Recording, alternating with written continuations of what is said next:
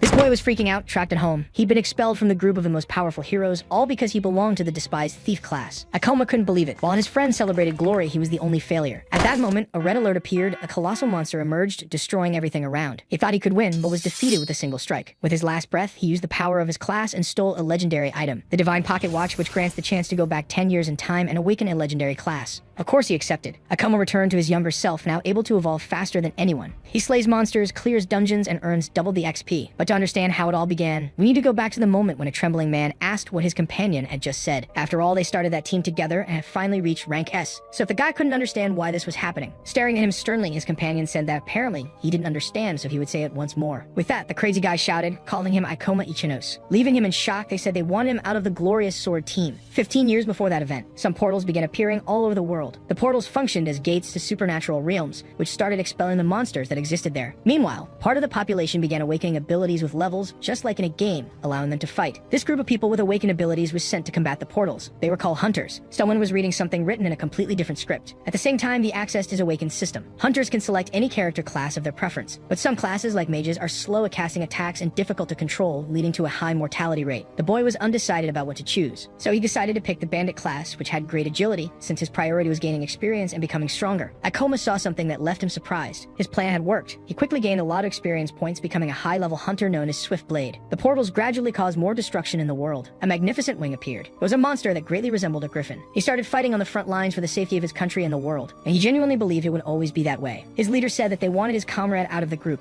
Shocked by this, Akoma asked why. But the guy had already lost patience and questioned whether he truly didn't know. He stated that the protagonist knew the real reason. The monsters were getting stronger, but none of his attacks were working. And on top of that, he was terrible as support. The protagonist clenched his fists, trying to contain his anger. The guy said that bandits were good because of their speed, but that was a thing of the past, claiming that no one chose the bandit class anymore since mages could deal a higher amount of damage even at low levels. Furthermore, the guild decided to remove him from the rank as hunter list so that Ikoma wouldn't die in high-level portals. The protagonist tried to argue, stating that he understood his flaws. Even so, he had risked his life to contribute to the team. The guy said that besides that, no one could confuse and poison monsters like he did. They stared at each other for a moment, but the leader stated that at least he didn't seem discouraged, asking the protagonist to continue. Ikoma asked what he meant by that. His companion only gave a brief smile. Walking past him, the man said that in any case, he was out of the team. With that, he left while the protagonist remained paralyzed. Ikoma stood still, not understanding what had happened. A little later, in a place where several empty bottles were scattered, a lot of trash and cigarettes were part of that mess. He was completely in tears, sitting on the ground while holding a lighter in one hand. Looking to the side, he noticed something, and he assumed that being a hunter meant everything to him. Even without receiving recognition, he always thought that all his efforts would be valued. He let the ashes fall from his cigarette, stating that this was his reward for all that sacrifice. He also remembered that he was never good enough. That's why he bought supplies with his own money and invested in equipment. Because of that, he didn't have a single cent left. He lost his rank as classification and now couldn't even enter high-level portals. The protagonist saw a notification on his phone saying that the glorious sword team had been successful in their expedition in China. They had managed to clear the palace of Toddy, a portal that everyone said was impossible to conquer. Everyone was celebrating, extremely happy about it. On the other hand, the protagonist was paralyzed, staring at that news. He observed the chat discussing the event. Some people asked where Ikoma was, while others said that he had been expelled because he was a dead weight. Seeing those comments, the guy became extremely irritated and threw his phone against the wall. He questioned why he had chosen to become a bandit. He acknowledged that if he sold all of his equipment, he would have enough to survive. However, it wasn't that simple. Remembering the times when he was with his team, he began screaming while crying, declaring that he had sacrificed everything for them. Falling to the ground, he realized that he had nothing left. Suddenly, his phone emitted an alert, stating that the protagonist was very surprised. It stated that an S-rank monster had appeared in the Morima district of Tokyo, urging everyone to evacuate to a safe location. This made the guy extremely nervous. After all, the glorious sword team was out of the country, and there were no hunters in that area capable of subduing a monster of such level. He was no different. He couldn't do anything alone either, but his eyes drifted toward his equipment. Still a bit apprehensive, he realized he might be able to try something. A large monster, appearing as if it were wearing armor, soared through the sky. The protagonist was fighting against it while stating that, luckily, he hadn't sold his equipment. That monster was Kronos, the space-time dragon, being far more menacing than he had imagined. Ikoma assured himself that, at the very least, this would be a glorious end to his career as a hunter. Even though he was apprehensive, the guy declared that they should begin their final battle. With that, the dragon let out a tremendous roar, causing numerous stone fragments to rise. Dashing forward, the protagonist reminded himself that he was a hunter, and that he needed to buy time so people could evacuate and wait for other S-rank hunters to arrive. Thus, he leaped to attack the monster. Kronos also charged at his enemy, preparing to strike. Shocked, the protagonist noticed how incredibly fast his opponent was. His dagger was split in half. He immediately tried to dodge the attack. With great difficulty, he managed to evade. However, behind him, a massive explosion occurred. He looked on in horror at all that power. The dragon let out another roar while glaring at the powerless man. Ikoma realized that if he got any closer, he would die. So he used his double-bladed scythe, Hydra. However, it didn't deal a single point of damage to his opponent. Becoming increasingly nervous, the protagonist realized that the monster was immune to poison. Unexpectedly, Kronos launched another attack with its claws. Thanks to his speed, Ikoma managed to dodge, though with some difficulty. He admitted to himself that he couldn't win this way. After all, he would have already died if not for being a bandit-class fighter. Even so, he was cornered, with nowhere to run. This was his only chance. He grabbed a rope with a blade at its tip and began spinning it. Then he launched it at his enemy. It was a klepto claw used to steal items from the target. He hoped the monster had something useful, something that might give him a chance to fight back. His eyes gleamed as those enormous claws came straight for him. The strike was so fast and powerful that it completely destroyed his equipment. Even injured, the protagonist laughed, saying that apparently this was it. Lying amidst the rubble, covered in blood, he wondered if this was truly his end. His vision blurred with pain. He could barely see anything. And after a life spent saving so many others, this was how it would all end for him. He wished he had a chance to start over. He noticed something in his hand and questioned what it was, realizing that the klepto claw had stolen something. It had obtained an epic item, the divine pocket watch, which granted a one-time opportunity to go back 10 years into the past. He was stunned, wondering if he could really return to 10 years ago. Still writhing in pain, the protagonist questioned whether it would actually work. Noticing that the dragon was coming at him again, Ikoma remained hopeless as he saw the attack approaching, declaring that this was not the time to be thinking about that. Using the last of his strength, he gripped the watch tightly and shouted, saying he wanted to go back to the past. The monster's massive claw was extremely close to his body. One of its talons finally pierced through his chest, and he felt his consciousness getting away. Suddenly, he heard loud noises and wondered what was happening. Opening his eyes, the protagonist realized he was lying on the ground beside his bed. In his hand was an alarm clock, showing that the year was 2030, on a Friday at 8 o'clock a.m. Feeling a bit anxious, Ikoma complained, wondering if he was dreaming. Then he opened the curtains of his window. The former S-rank hunter was stunned by what he saw. Looking at his phone, he realized that it was displaying a calendar from 10 years ago, and he remembered the divine watch. Thus, he quickly opened his status window. Shocked, he saw that his class had not yet been defined, meaning he had truly returned to the past. The protagonist gave a faint smile, realizing he now had the chance to do things differently. With that in mind, he declared that he would become the strongest hunter of all time.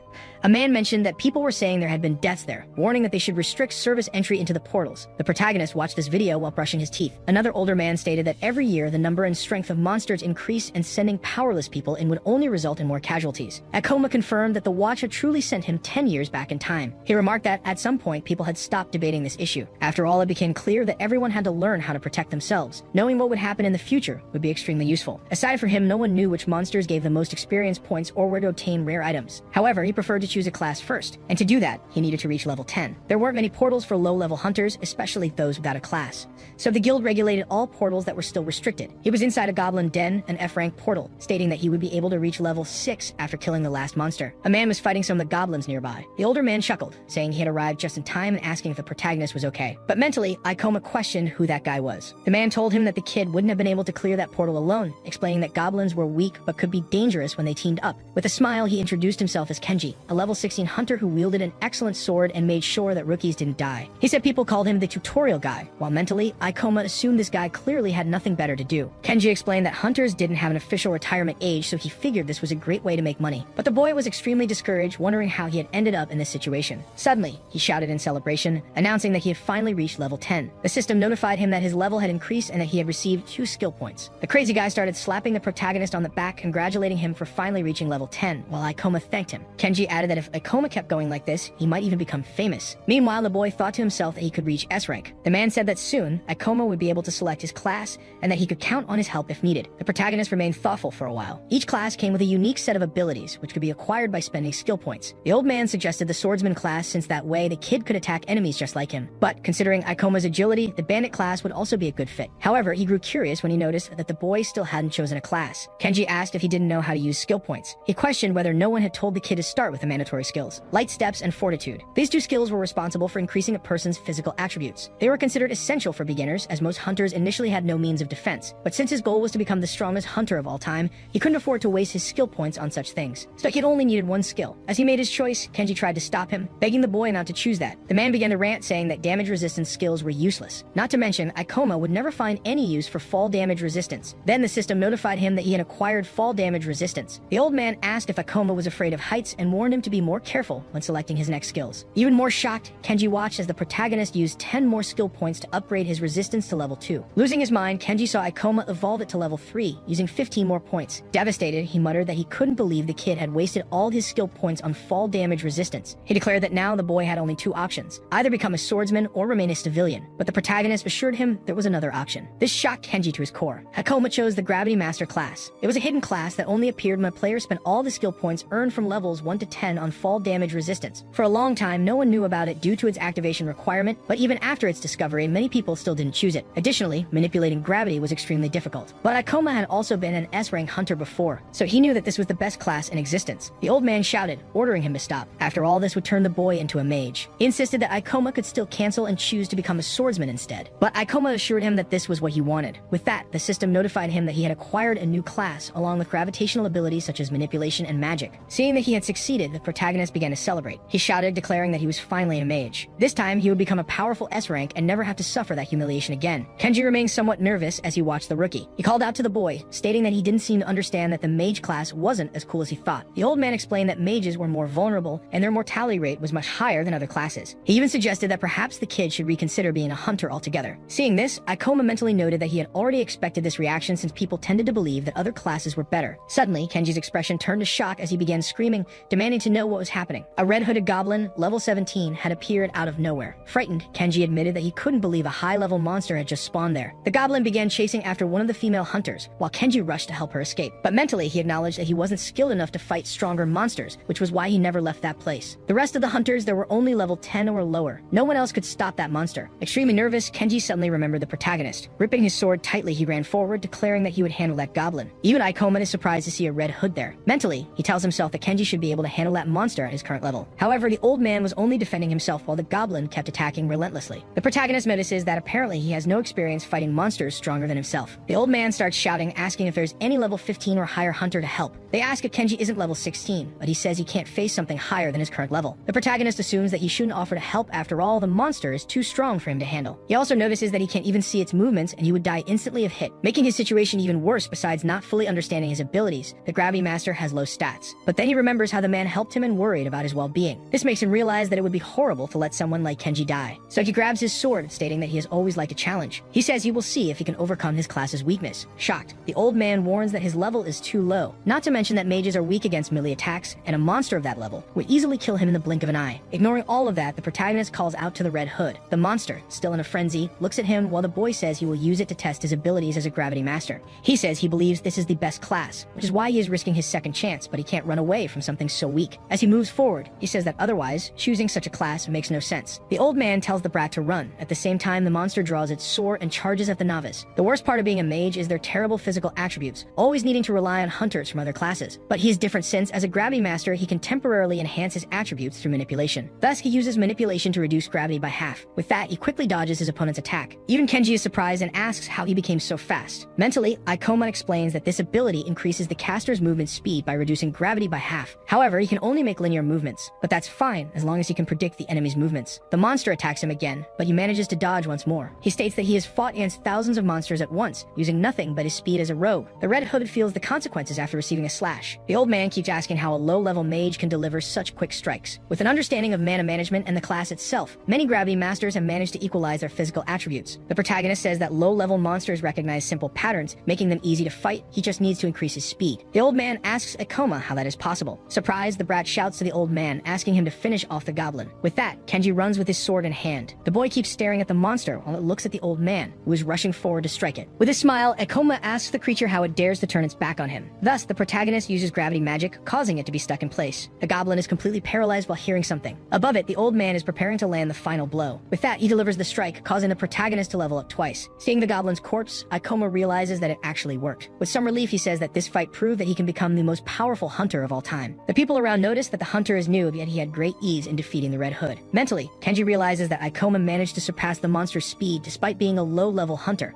Observing the boy, he is stunned to see that the brat hasn't even realized what he just did. Still a bit shaken, he says that the novice has an above-average talent, wondering who Ikoma really is. Suddenly, the protagonist feels a sharp pain. He leans against a rock really heavily, noticing that he used up all his mana, also realizing that he will have to work a bit more on developing his ability to use skills. On the other hand, the old man seemed genuinely happy to see that he was alive. The man approaches him and thanks him for the help, asking if he would like to be carried on his back. Ikoma says that it's quite embarrassing, but he will have to accept it. There were many people inside the portal, but only the protagonist, who had become a hunter just a few days ago, stepped up to help. Mentally, the old man continues to thank him, stating that he helped him find the courage he needed. He had let fear control him, which is why he only hunted monsters below his level. But now it's time to stop being the tutorial guy. Thus, he decides to walk as a victor. Meanwhile, Kenji says it was an honor to witness the birth of that hero, thanking the protagonist once again. That portal proved what he could do as a Gravity Master. Now his goal is to level up. However, fighting alone would be inefficient, not to mention the risks involved, making it necessary to have someone he can rely on. An attendant says she has never heard of a class related to gravity. She asks if the boy can really be a hunter with such low stats. But Ikoma changes the subject and asks if there is is anyone looking for members to form a team.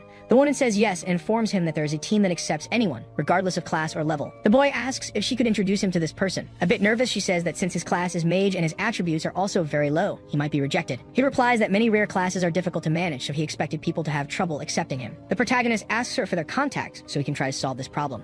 A guy appears saying that the boy is causing too much trouble for the attendant, telling him to just give up and leave. Ikoma asks who he is. The crazy guy says that apparently the boy is quite funny, claiming that he must know him. He introduces himself as Kakeru from the Thunder Knights team, stating that all hunters know them. The protagonist says they probably only have melee attack classes. The crazy guy confirms, saying that mages are useless. He claims they are a bunch of cowards who can't even get close to a monster. Because of that, these people don't deserve to be hunters. So Kakeru says that the boy should have done his research before choosing a class. Besides that, the brat's attributes are terrible, and he feels offended seeing him tarnish the reputation of rare classes. Ikoma asks if that means he also has a rare class. Kakeru confirms and asks if the protagonist wants to see what he can do. Pointing his sword at the boy, he tells him to witness his power. Raising it, he uses lightning summoning. After that, he says this is the best character class since it has incredible attributes and skills. The people around are surprised, saying they didn't know such classes existed. The crazy guy feels proud while watching their reactions. The attendant says that using abilities there is prohibited, but Kakeru assures her that he needed to do it so that brat would understand. With a mocking look, he says it's none of his business, but insists that the protagonist is very arrogant for wanting to join a team. While the guy keeps bragging, the protagonist becomes interested in the fact that he is a Thunder Knight. This class can deal a good amount of damage, but its movements are simple and unsuitable for complex battles. So he will soon be in big trouble when facing monsters that are fast or immune to electric attacks. Meanwhile, several people say that mage classes are useless, and that all this commotion is just because the boy wants to join a team. On the other hand, others admire and envy Kakeru for his Thunder Knight class. Ikoma states that portals were a relatively new phenomenon at that time, so this isn't too surprising. He remarks that he almost forgot how mages were treated in the past. People always thought attribute points and extraordinary abilities were everything, so maybe he will have to fight alone. The attendant calls out to Kakeru, saying he didn't need to say things like that. The protagonist thanks her, saying he shouldn't have asked and stating that you will be alone for now. The crazy guy says that maybe he should reconsider this whole idea of being a hunter, assuring him that he doesn't want to find his corpse out there. As he leaves, Ikoma thanks him for the advice. Kakeru keeps watching him as he walks away. In the Hunter Guild's archive room, Ikoma reads a book and says it will take a long time to earn people's trust, meaning he won't be able to join teams temporarily. So he needs to find someone he can rely on in the long run, or someone with a class that has good synergy with his. But before doing that, you will have to level up and achieve something remarkable. He had some ease in defeating the Red Hood and discovered what a gravity user is capable of, wondering if he should challenge himself in a portal with monsters higher than his level.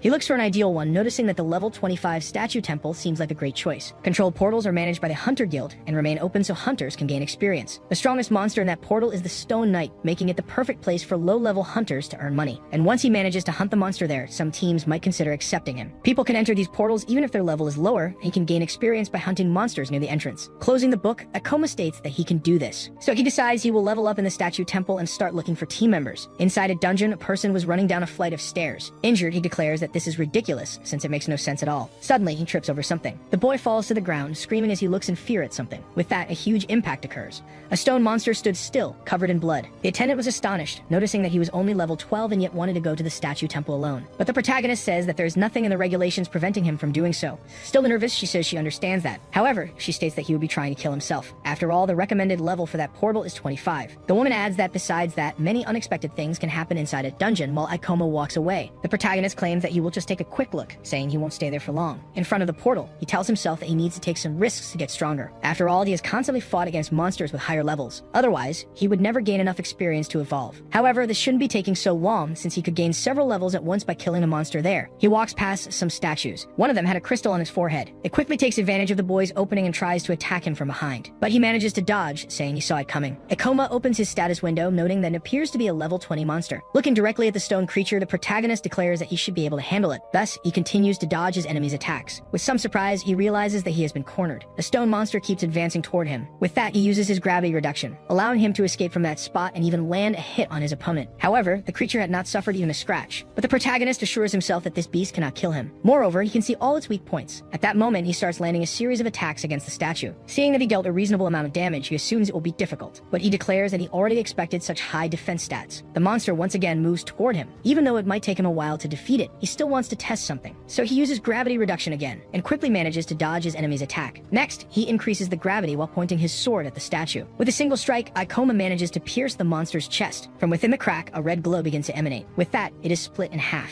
He explains that he made himself lighter to increase speed. Then he self-accelerated with gravity toward the impact point to increase damage. This combination made his attack much more powerful. Just as he expected, he gained several levels at once, claiming that it's best to use them immediately. While opening his status window, he says he already has something something in mind. Still thoughtful, he says he can only upgrade one skill with the points he has, so he decides to go for gravity manipulation. Thus, he confirms it in the system, causing his manipulation to evolve to level 2, allowing him to control the gravity acting on his body. He is satisfied with this result, realizing that he can now control the direction force of gravity, noting that he might find a good use for this. But in any case, the real reason he came here is for the demon stones. This is the core of the monsters, which will serve as proof that he killed a stone knight. Even though they got what he came for, he still has a lot of mana left. So he looks back, searching for more enemies. Seeing that there were several others, he decides to hunt a few more to test his new ability. Suddenly, someone summons a lightning bolt and destroys one of the statues. The Thunder Knights group was hunting in that same portal. One of Kakeru's companions says that he is impressive after all. He defeated one of the monsters with a single strike. The girl says that the stone knights seem to have resistance to electricity, but his skill was superior. The guy says it was way too easy and asks if all controlled portals are like that. Laughing, he says that now it's taking longer to level up, suggesting that they should go to a portal with stronger monsters. He steps on one of the stones that was still burning. For some reason, the man does this while saying nothing. His companion asks if he doesn't think he was too harsh on the boy from the guild, but Kakeru assures her that someone needs to teach these people where they belong. The guy says he actually did the kid a favor since he could have died. Even though it was a bit tough, it was to make him aware. After all, someone needed to say it. His colleague says he didn't seem to have that intention. Suddenly, they hear a very loud noise coming from another room. Drawing his sword, Kakeru asks if it's the same monster. His friend says that space is taller than the previous one, but the guy says it doesn't matter after all. Some monsters are a bit bigger than others and nothing more. However, a giant stone warrior appears. Both of his companions are startled, asking what that thing is. Excited, the lunatic says that things are finally getting interesting since that is a level 30 statue. It is taller than the other monsters that came before. His friend frightened states that they cannot fight against a level 30 monstrosity. Indifferently, Kakeru says he has been thinking about something lately, claiming that monsters at his level aren't fun because they are too easy. Since the Thunder Knights are much stronger than other hunters, he wants to try going against that stone knight. The monster raises its weapon to strike. With the impact, the ground begins to crack. His companion asks if he's sure about this, but Kakeru says there are 3 of them. Grabbing his sword, he says that this is one of the big ones and has a high level.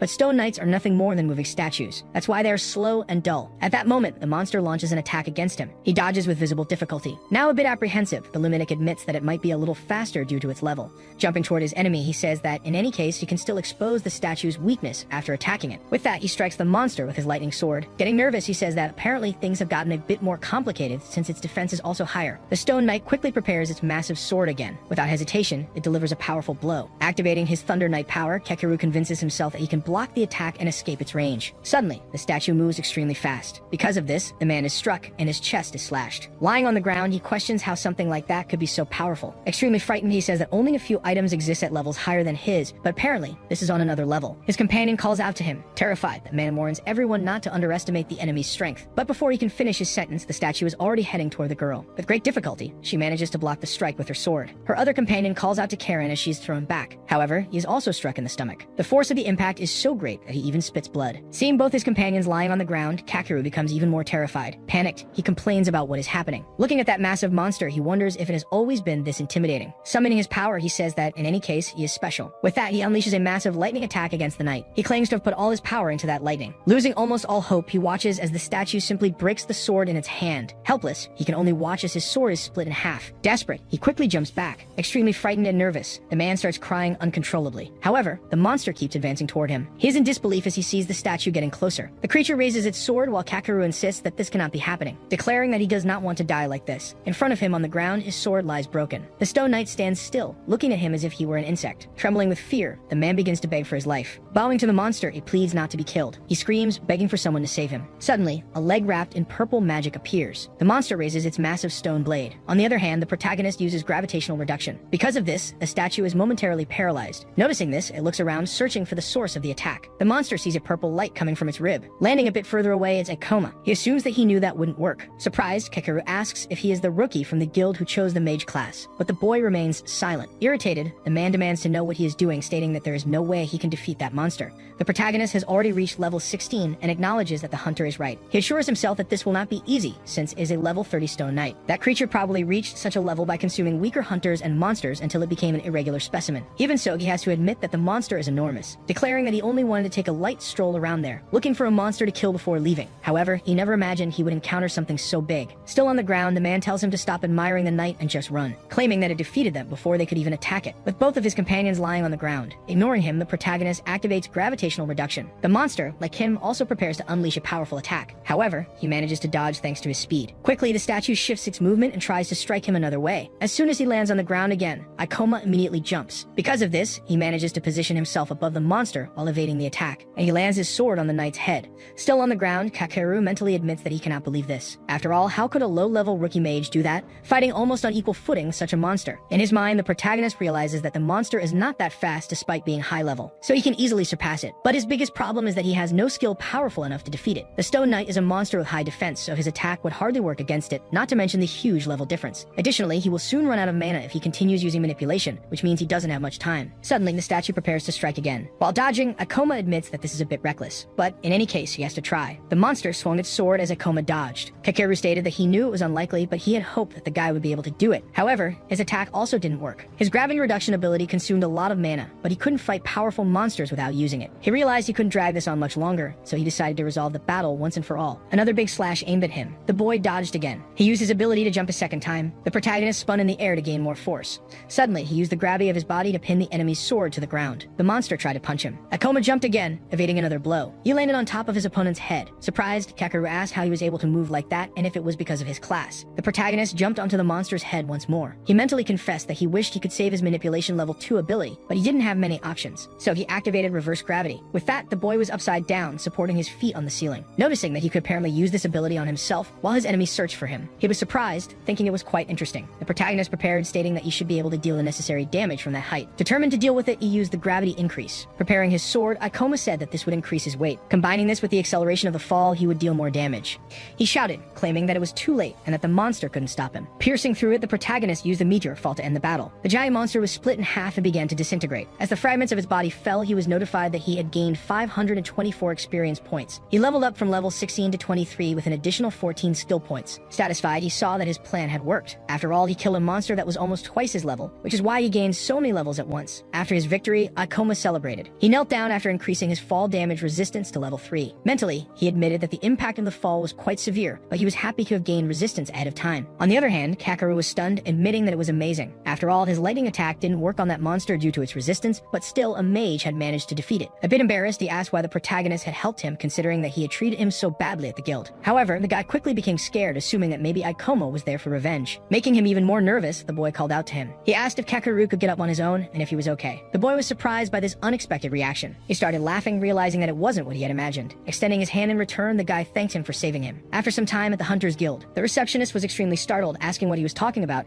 asking if a level 30 Stone Knight had appeared. Even more shocked, she asked if the protagonist had really defeated it. He simply confirmed without giving too many details. She stated that it was impossible since he had just started and was alone. Picking up the demon stone from the monster, he asked if that was enough proof. The receptionist said that a core that size could only be from a level 30 monster or higher, and even though it was hard to believe, she would register it. She asked if the boy wanted to exchange the stone for money, noting that it should be worth around 200,000 yen. But the protagonist said that at least for now he didn't. After all, he needed it to prove his abilities. Suddenly, someone called out to him. It was Kakeru, who said he had been looking for him since he wanted to thank him once again. He said that he also had a big offer for him. Opening his arms, the guy asked if he wouldn't like to join the Thunder Knights. All the hunters around were surprised by the fact that the Rising team was inviting someone. Seeing the core in his hand, people started talking about how Akoma must be incredible. With a smile, the guy said that it was his lucky day, assuring that it was rare for him to be receiving such a favor. The protagonist was a little embarrassed, while the boy asked him not to be shy. But Akoma said that, unfortunately, he would have to decline the offer. Kakeru was surprised by this, asking why he had declined. Incredulously, he asked if the boy wasn't looking for a team. The protagonist said that he was, but informed that he had changed his mind. With that, he turned his back and started to walk away, leaving the guy in shock. Mentally, Akoma assumed that if he could continue leveling up like he was, it was certain that he would achieve what he wanted. Soon, a portal called the Theater of Maniacal Dreams would appear, and inside it,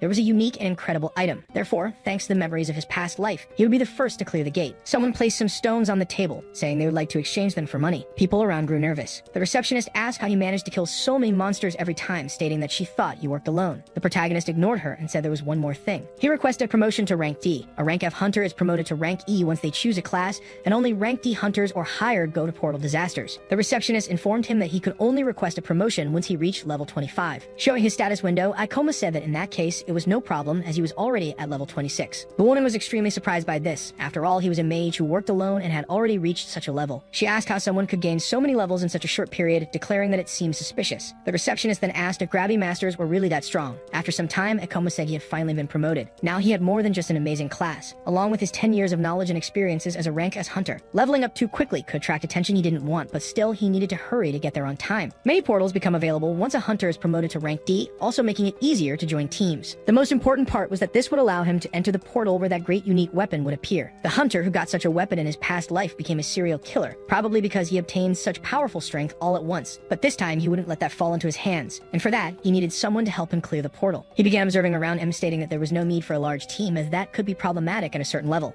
At least having one more person would help, as he preferred to be cautious at the moment. But for that, he needed to find someone who could complement him with gravity stability. He wondered what abilities would be suitable for the portal he was about to face, and the most appropriate would be to find someone who worked alone but also wasn't against teamwork. The protagonist thought for a moment, complaining that maybe he was being too demanding. To find someone in time, he would need to search all the guilds in the region. After some time, he admitted that he had spent half of his day visiting the guilds. This was already his 4th guild. As he entered through the door, he said maybe he should give up on some things. Suddenly, he saw someone calling their companion useless. A girl, almost crying, apologized, but her colleague said that an apology wouldn't change anything. Akoma wondered what they were arguing about. The girl pointed at Satsuki, stating that she was fired. The girl tried to beg, assuring she would try harder. But irritated, the leader said that their abilities were terrible with long cooldowns, claiming those techniques were useless. She said that in fact she should be paying them for putting up with the dead weight for so long. The girl didn't know how to respond. Meanwhile, the protagonist was observing everything. He recalled when he was expelled from that group, but told himself there was nothing he could do for her. After all, he couldn't have a partner simply out of sympathy. His life depended on this. His ex-leader started mocking Satsuki, saying it was a shame she had chosen such a useless class, claiming it was something miserable and useless just like her. Moreover, she said she knew what would happen the moment she heard the girl was a witch. For some reason that made the protagonist extremely interested, even as the others told her to give up on being a hunter. Sorcery and gravity complement each other. She could deal a lot of damage against the boss in the portal theater. That's why he was a bit uncertain if he should recruit her or not. However, the girl asked what he was looking at. The protagonist introduced himself, saying he was a rank D hunter looking for a team to join. She quickly became interested when she saw he had a rank D hunter license. The girl tried to seduce him, informing him that she had just opened a spot in her group and asked if he would like to fill it. Excitedly, he called out to Satsuki, asking if she wanted to be part of his group. The girl didn't quite understand what was going on, while her ex-colleague stood there, utterly confused. Mentally, Ikoma noted that he couldn't miss this opportunity, as she was a witch, or rather, the person he had been looking for. But the other woman asked him not to waste time with that girl and urged him to join her group instead. A bit embarrassed, Satsuki thanked the offer, but said that he was a rank D hunter and she wasn't even level 20 yet. Taking her by the hand, Ikoma assured her it wouldn't take long for the girl to level up, stating that he needed her help. She said her class was useless, and that she didn't want to drag him down. Despite that, Ikoma said again that he could help her. The girl said she didn't have confidence in herself, and that maybe it would be better for her to give up for real, but he said he wouldn't ask for much, begging her for a chance, assuring her that he could help her gain the confidence she needed. Bowing, Satsuki said that if he really wanted, she would love to join his group. However, her ex-colleague said she didn't believe that he had chosen such a useless person for his group, claiming that he would regret it. The boy thanked her for the advice, but said he had something else to add. As he passed by her, the protagonist stated that he knew more about classes than anyone else. Right behind him was his new partner. Boyish could cover the weak points of a gravity master, and the best part was that this class could do amazing things in the theater, and that was as good as his own weapons. Some time had passed, and they were now in another location. The protagonist thanked her for coming along with him. The girl said that witches weren't that useful, but the protagonist replied that he was also from a mage class, stating that she might think she's useless now, but that would change in a few years. Now she asked if he truly believed that, to which Ikoma confirmed. It would be better, right? For now, they needed to talk about a portal. Determined, the girl assured that she was certain, but making her nervous, he explained that it wasn't a controlled portal. Ikoma said they had entered a portal that hadn't appeared yet, with a recommended level of 30 or higher. Startled, the girl exclaimed that the recommended level was too high, and on top of that, it was an uncharted portal. Uncharted portals are those that haven't existed long enough for someone to analyze them. Extremely nervous, she said that she was still at level 17 and that her class was terrible. But the protagonist asked her not to worry, assuring that nothing would happen to her since he would fight alone. In his past life, he had read all the available records about portals. That's how he was able to devise a strategy to eliminate that theater. He declared that the two of them could easily clear the portal, saying that the girl just needed to trust him. He felt bad for dragging someone into this, but he needed to protect that weapon no matter what. Satsuki asked how the protagonist knew about a portal that hadn't even appeared yet. Ikoma said he couldn't reveal all the details, but to summarize, it was all thanks to a rare item. She said she didn't believe it. After all, there was no way an item could predict a portal so far in advance. Suddenly, everyone's phone started notifying an alert. Nervously, she grabbed her device to see what it was about. The protagonist did the same. Everyone was talking about the portal alert, especially since it was near the Sikyo district. Satsuki asked if this was the portal he had been talking about, but the protagonist already said they would begin the next day. He explained that probably no one would be able to clear the portal in a week, but after killing the boss, one would get a reward. After some time, they were already searching for the portal, while the girl asked if Ikoma was sure. They realized that the portal eradication ministry had already set up at the location.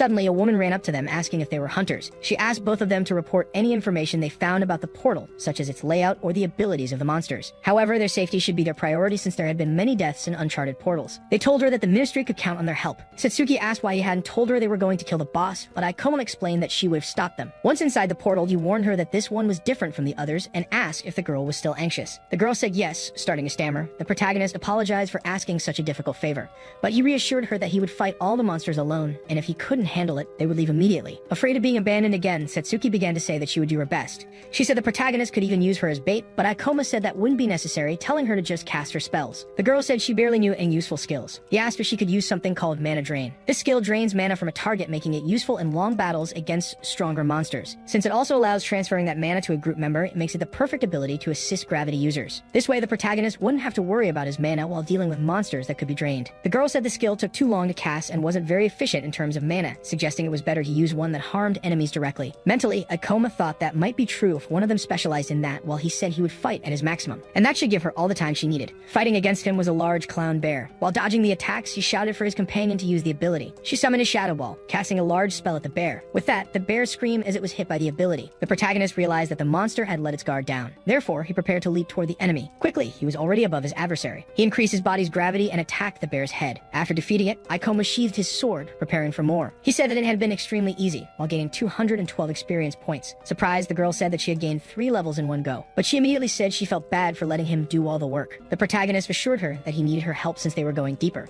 Furthermore, they were a team, so she needed to evolve. The girl asked if they were really a team. She said it felt very different. After all, it never seemed real when she was with Awa. Smiling, Satsuki then said that she would try to be more useful in the next battle. On the other hand, Ikoma asked her not to overdo it. A bit nervous, he reassured himself that they would be fine, and that they would defeat the boss and secure the rare items. A man named Kaoru had obtained that item in his past life. He used it to become the worst criminal in Portal history. You can be sure the guy never gained power later in the portal, so they probably wouldn't find it. After all, 2 days had already passed since the theater opened. Meanwhile, a man was fighting. He tried to hit someone with his hammer, but the person dodged. The guy started laughing. Using a skill called Life Deleter, he managed to deal a fatal blow. His loincloth was covered in his adversary's blood. As the man's body collapsed, Kaoru said the guy should have known better than to pick a fight with him. He noticed that he had leveled up again. The crazy guy said that those losers had given a surprising amount of experience points. He said that humans don't fight each other, so they're much easier to defeat and kill, already being at level 36. Back with the protagonist group, he was using the gravity increase. Akoma summoned a dark ball in front of him. With that, he threw the clown from the box to the ground. Embarrassed, the girl said that even after casting spells behind him for a while,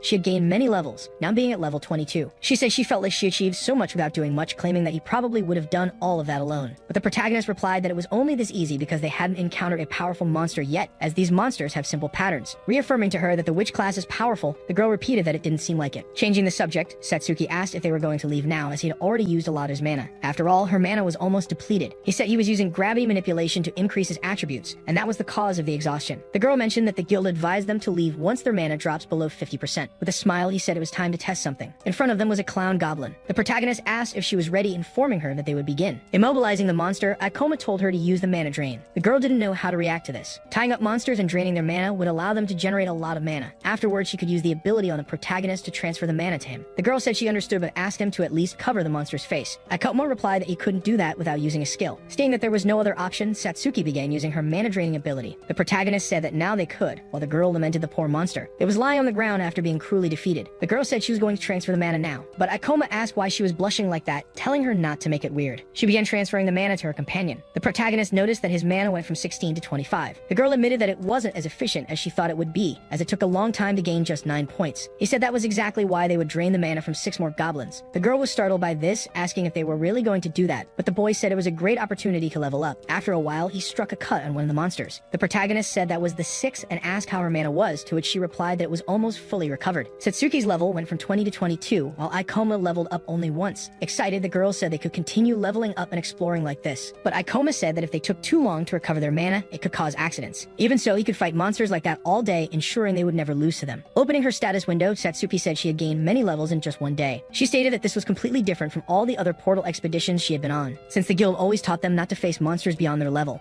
The protagonist seemed thoughtful as he listened to this. Standing up, he said the guild had to recommend that for safety. However, one rarely gets stronger without facing high-level monsters in order to acquire skills and experiences along the way. She kept watching him while he spoke. Suddenly, the girl became determined. After some time, they were walking through what seemed to be a cathedral, and Satsuki asked if they were really going to clear that portal. Suddenly, he stopped and said they were at the right place. In front of a door, Ikoma said that the boss of the Theater of Maniacal Dreams was behind that door. He reached out to open it. With a big smile, he said they had reached it in 2 days and bet that the Eradication Ministry didn't expect that. The girl began trembling, asking if he was really talking about the boss monster. Seeing that huge monster, Ikoma didn't say anything, just observing it. But deep down, it seemed that after defeating that boss, he would finally be able to get that item he always wanted in his past life. He said they would end this, telling the girl to stick to the plan. Satsuki declared she would do that when a silhouette appeared behind them. Kaoru had been watching them from the shadows. The large clown began to move its hands while laughing maniacally. The protagonist made a gesture with his hand towards his companion. Both began running in parallel toward the boss. He said he would make the boss chase him, while Satsuki stayed waiting for him at a certain distance. Boss monsters have a large amount of HP, along with high regeneration, so they couldn't defeat it through a direct direct battle. Therefore, they would have to use some tricks. On the other hand, the boss was summoning a ball of light in its hands. It launched it toward its enemy. Akoma used gravity reduction, noticing it was about a meter away, making it possible to dodge with some ease. On the other side, the girl started to prepare. She quickly used mana drain. With that, she began draining the boss from behind. However, the monster sensed her presence. As soon as it noticed her, it was able to paralyze Satsuki completely. The protagonist yelled desperately, telling her to run and stay safe. He informed her that the boss would use its teleportation attack. He also explained that the attack couldn't be cancelled once cast and told her to run to the center. Suddenly, one of the clown's eyes began to glow. Satsuki saw the shadow of that large monster right behind her. Extremely close to her body, the boss had its mouth open, forming a large fireball. Quickly, it launched the attack at the girl. However, the protagonist rushed toward it, saying he was still there. The monster continued laughing maniacally. On the other hand, Ikoma managed to cancel out the fire attack. As she saw that, Satsuki assumed that attack was extremely fast. The protagonist said it was better for him to get away for now, jumping back onto the clown's back. The boss's eye glowed once again, and it turned towards its opponent. It used its teleportation ability to appear right in front of the boy. Anxious, Ikoma realized it had used the same ability twice in a row. Meanwhile, the giant clown was about to attack him. Worried, the girl screamed for her companion. Surprisingly, he used gravitational reversal. With that, a huge explosion occurred. The monster kept laughing, not quite understanding what had just happened. To its surprise, the protagonist was hanging upside down. However, the boss's eye glowed for a third time. Ikoma said that it wasn't as easy as he imagined, but it was still all going according to plan. The girl recalled when she asked if they weren't really going to attack the boss monster. But the protagonist explained that the boss casts magical spells extremely quickly, and if they approach it slowly, they would be incinerated. However, if they attack from a distance, it will use its teleportation to quickly reach them within attack range. But this monster had a critical flaw. Back to the present, Satsuki used her mana draining ability again. The clown looked toward her. It widened its eyes, seeing an opportunity. Frightened, the girl said she was too close and that Ikoma wouldn't be able to protect her. Mentally, the protagonist said it was already time. The boss extended its palm, summoning an attack. The girl simply closed her eyes, not knowing what to do. However, the monster couldn't cast the magic. Smiling, the protagonist said the boss was out of mana. Its fire attack and teleportation move required a lot of mana, and on top of that, the clown couldn't attack without its abilities. The monster simply started running. However, Ikoma prepared to jump. He leaped toward the enemy. Using meteor fall, he landed directly on the boss's head. The protagonist warned that it couldn't escape his grasp. After all, it needed abilities just to move. Satsuki used her magic again, launching a ball of darkness at the boss. The monster began screaming in pain. With that, the protagonist increased the gravity and fell on top of it using his abilities. The portal boss had finally been defeated, generating 1043 experience points and also causing Ikoma to level up to level 30. His companion was extremely happy that they had defeated the boss, asking what they would do next. Ikoma said the gate would close soon, so they needed to leave before that. Satsuki asked what would happen if they got trapped. The protagonist told her not to rush as the gate would remain open for at least half the day, and they hadn't encountered any other monsters. Blushing, the girl said she hadn't known that. Suddenly, the clown's body began to glow. Confused, Satsuki asked what was happening, while the boy said that he had finally succeeded. In front of him was the reward for defeating the boss, the clown's blade. The protagonist said that the blade was perfect for a gravity master, and it could even be considered a hack. Hopath gave a slight smile, seeing that it would be easier than he had imagined. The girl asks if this is the equipment he was looking for. The blade increases attack by 11 points, along with a reduction in skill activation and mana consumption. Satsuki says that sometimes the weapon's stats seem average, but the protagonist repeats that in reality, it is incredible. He explains that the stats and damage are just a bonus. What really matters to him is the effect of the item. Since it can increase the overall power of classes that heavily depend on skills, it makes the item super powerful. The Gravity Master is vulnerable when switching between abilities with a high mana consumption. That's why this weapon can compensate for his weaknesses. The girl is surprised to learn all this. In her past life, the hunter who obtained this sword reached rank of thanks to this item. Moreover, he became a criminal for killing other hunters, so the protagonist is practically avoiding an incident by taking the sword. Meanwhile, Satsuki continues to observe the blade. She ponders the fact that he can compensate for his weaknesses. Suddenly, the girl becomes extremely nervous and asks if this means he no longer needs her. Ikoma insists that's not true since the item doesn't prevent him from running out of mana, and asks if she minds continuing to work together with him. Still staring at the blade, the girl says is fine with her. Ikoma doesn't fully understand while the girl gets angry, saying that now it's a competition. He says that after gaining a few levels, he needs to spend some skill points. Since he's aiming for the top, he will immerse himself in Gravity Master exclusive skills. Still uncertain, he decides what to choose. After some time, he says that it seems good to him, increasing his gravitational magic level to 2. After upgrading his manipulation to level 3, the protagonist notices that he gained another skill, the Super Gravity Bullet. He acknowledges that he relied on manipulation all this time, but now the item will make it easier to use magic. The protagonist gets excited, saying he wants to test all the skills. Suddenly, someone appears, saying they apparently arrived a little late. Kaoru comments that apparently the boy has already defeated the boss. With a wicked look, the man remarks that Ikoma must be quite strong. A bit nervous, the protagonist mentally admits this isn't the best time. He also notices that the guy is using stealth to hide and watch the fight. He's probably gathering information on the monster, assuming that both of them would die. Mentally reaffirming that he's seen many people do this this in his past life. He asks who the guy is while observing him more closely. At that moment, he realizes that the man is familiar, noticing that this is Kaoru, who took the blade in his past life, becoming the person who turned hunters into prey. Wondering how that's possible, Akoma remembers that it took longer for the man to arrive at the portal in his past life. Shocked, the protagonist complains about what that psychopath is doing here, but then he understands. The guy must have been hiding in the monster's chamber the whole time so he could steal the drop. Kaoru was probably waiting for the victorious hunter to tire before attacking. Satsuki asks him what's wrong. Seeing the sword, the man asks if that's the loot, questioning if the protagonist managed to obtain it after defeating the boss. He then asks if he could take a look. The protagonist says of course, extending his hand. Mentally, the man calls him a fool. Looking at both of them, he says they're both naive and that he'll kill the first man. Then, he'll have some fun with the girl until he gets tired of her.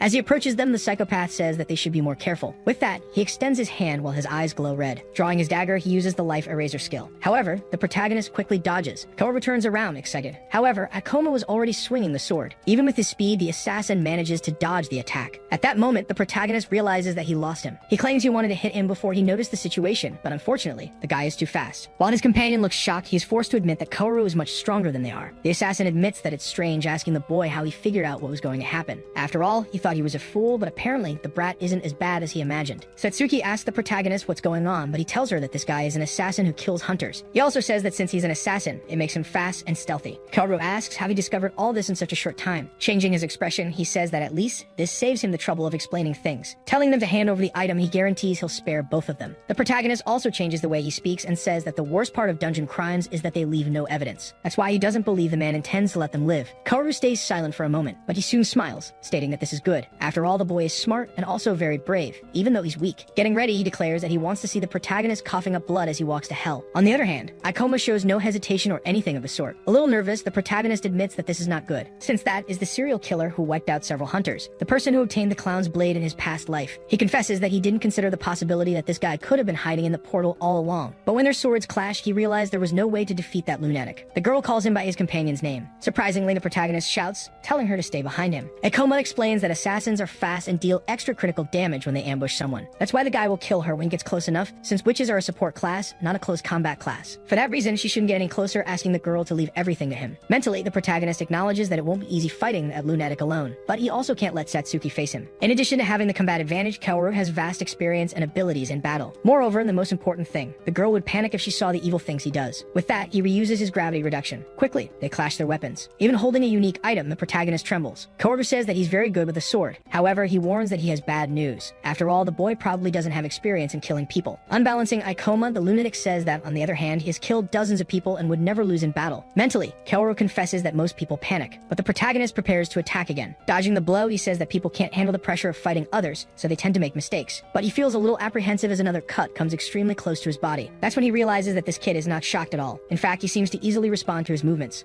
Kaoru claims that this is ridiculous after all. There's no way a low-level kid is putting pressure on him. Meanwhile, a little nervous, Satsuki watches the situation unfold, realizing that her companion is not just intelligent in terms of knowledge. He's also incredibly strong in close combat. In his thoughts, Akoma admits that he is really happy to have gotten the blade in time, reducing the activation delay of his skills so he can quickly alternate between reducing and increasing gravity. He wouldn't be able to withstand his enemy's attacks, and he'd also be out of mana if the sword wasn't reducing consumption. Suddenly, Kaoru yells, saying that the fun ends there. He fills his cheeks with air as he prepares to show what he's capable of. With that, the guy spits something dark red. It was a poison needle. Luckily, the boy notices it coming toward him. Skillfully, he deflects it with his blade. The assassin is extremely shocked, declaring that this is impossible. Still disoriented, he sees that the protagonist is heading his way. He dodges, but Akoma anticipated and blocked the needle. The guy ends up receiving a cut on his cheek. Irritated, he yells, saying that the brat is very lucky. Attacking back, Kaoru says that this won't happen again. On the other hand, Akoma remains seemingly calm. He uses his life eraser skill to try to land the final blow. However, the protagonist activates his skill and increases the gravity, managing to take the blade from the enemy's hand. The assassin feels pain as he stands still. The protagonist says that the guy has a skill that allows him to accelerate his arm toward the target's neck. This makes the lunatic even more shocked, confused about how his opponent was able to figure all of this out. Akoma states that it's this simplicity that makes the man's movements extremely easy to predict. Moreover, he says that if it were him, he wouldn't use this kind of ability against certain enemies. Suddenly, Satsuki starts preparing a skill. She uses her shadow sphere. Kaoru watches the attack coming from behind. He loses his balance a little. When he looks ahead, he sees that the boy is raising his sword. The protagonist quickly swings his blade, making a cut on his face. The assassin begins to scream, mumbling about his eye. Trying to stop the bleeding, he wonders how the brat dares to cut his eye. While watching him, the protagonist realizes that in addition to being able to respond to his movements, he can also deal with his tricks. He also matched his speed using gravity manipulation. His only current problem is mana.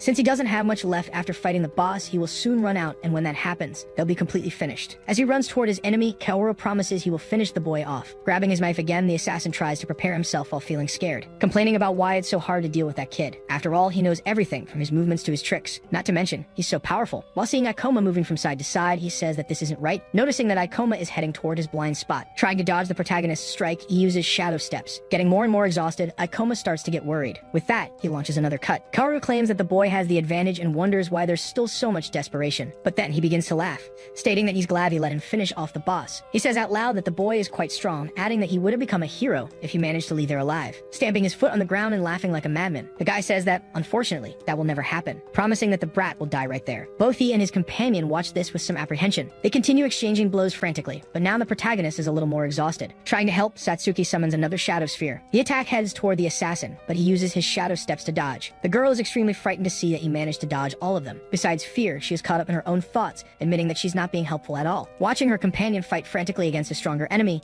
she realizes that even with Ikoma having the advantage, the boy has started to be pressured by the opponent. The lunatic continues shouting, claiming that he loves this. Still exchanging blows, he says it's not every day you find an enemy you don't know if you'll kill or die against. He asks them to enjoy the battle as much as possible while it lasts. Ikoma tries to land another cut, but the psychopath manages to dodge. The protagonist is getting more and more nervous and anxious. Taking advantage of the weight of his sword, the boy uses his leg to try to land a blow. He manages to hit an attack on the opponent's chin. The guy gets even angrier, but quickly tries to distance himself. Kaoru says that apparently he has many tricks up his sleeve. Mentally, Ikoma confirms that he can make his body lighter with the gravity reduction skill, perform acrobatic movements and attack. Thanks to this skill, he can dodge practically anything. However, his enemy has realized that he is running out of mana. The guy continues laughing maniacally while watching the boy. In his mind, he says that now Ikoma is using an active skill to increase his physical abilities, but he won't be able to keep it up for much longer. And that will be the moment he finishes off the brat. The assassin says that apparently the protagonist won't last much longer. With that, he resumes attacking in every possible way. In the middle of this sequence, Ikoma realizes his mana is gone, and this will be his final attack. As the boy jumps, Kaoru is surprised, not knowing how he's doing that. Looking up, he wonders if this is part of the boy's abilities. But the assassin begins to say that it won't matter, as he won't be able to move in the air. But the protagonist claims that he has one chance to use the skill to increase gravity, so he must put everything into this chance. Gripping his sword tightly, he says he will put all his remaining mana into this attack. With that, he uses Meteor Fall, pushing his opponent to the ground. Straining with all his might, Kaoru asks what kind of incredible power that is. Realizing that no matter how much force he applies, he can't throw him back. Unable to hold back his opponent's blade any longer, the guy receives a large cut on his chest. The protagonist is extremely tired while being notified that his mana has hit 0. His companion approaches him, calling out to him. Happily, she says that Ikoma has won. However, he simply apologizes. Fainting, the boy continues apologizing to Satsuki. Right behind him, severely injured Kaoru gets up. While cursing him, the assassin says the brat must be out of mana by now. Kneeling on the ground, unable to move, Ikoma tells his companion to run. Using the little strength he has left, he says the guy won't be able to reach her. But for that, the girl needs to start running now. Even his opponent admits that he's an incredible guy since he must be exhausted after facing the boss. And yet, he continued fighting him to keep Kaoru from getting close to the girl. This leaves Satsuki even more shocked. Meanwhile, the lunatic says he can't believe Ikoma was facing him to protect such a pathetic person, admitting that he's starting to admire him. The protagonist is getting increasingly irritated by this, and the guy still says that he's impressed that Ikoma hasn't told him his full name. On the other hand, Satsuki is caught in those words, wondering if she was really dragging Ikoma down. With tears in her eyes, she admits that Aoi was right and that she should have given up on being a hunter.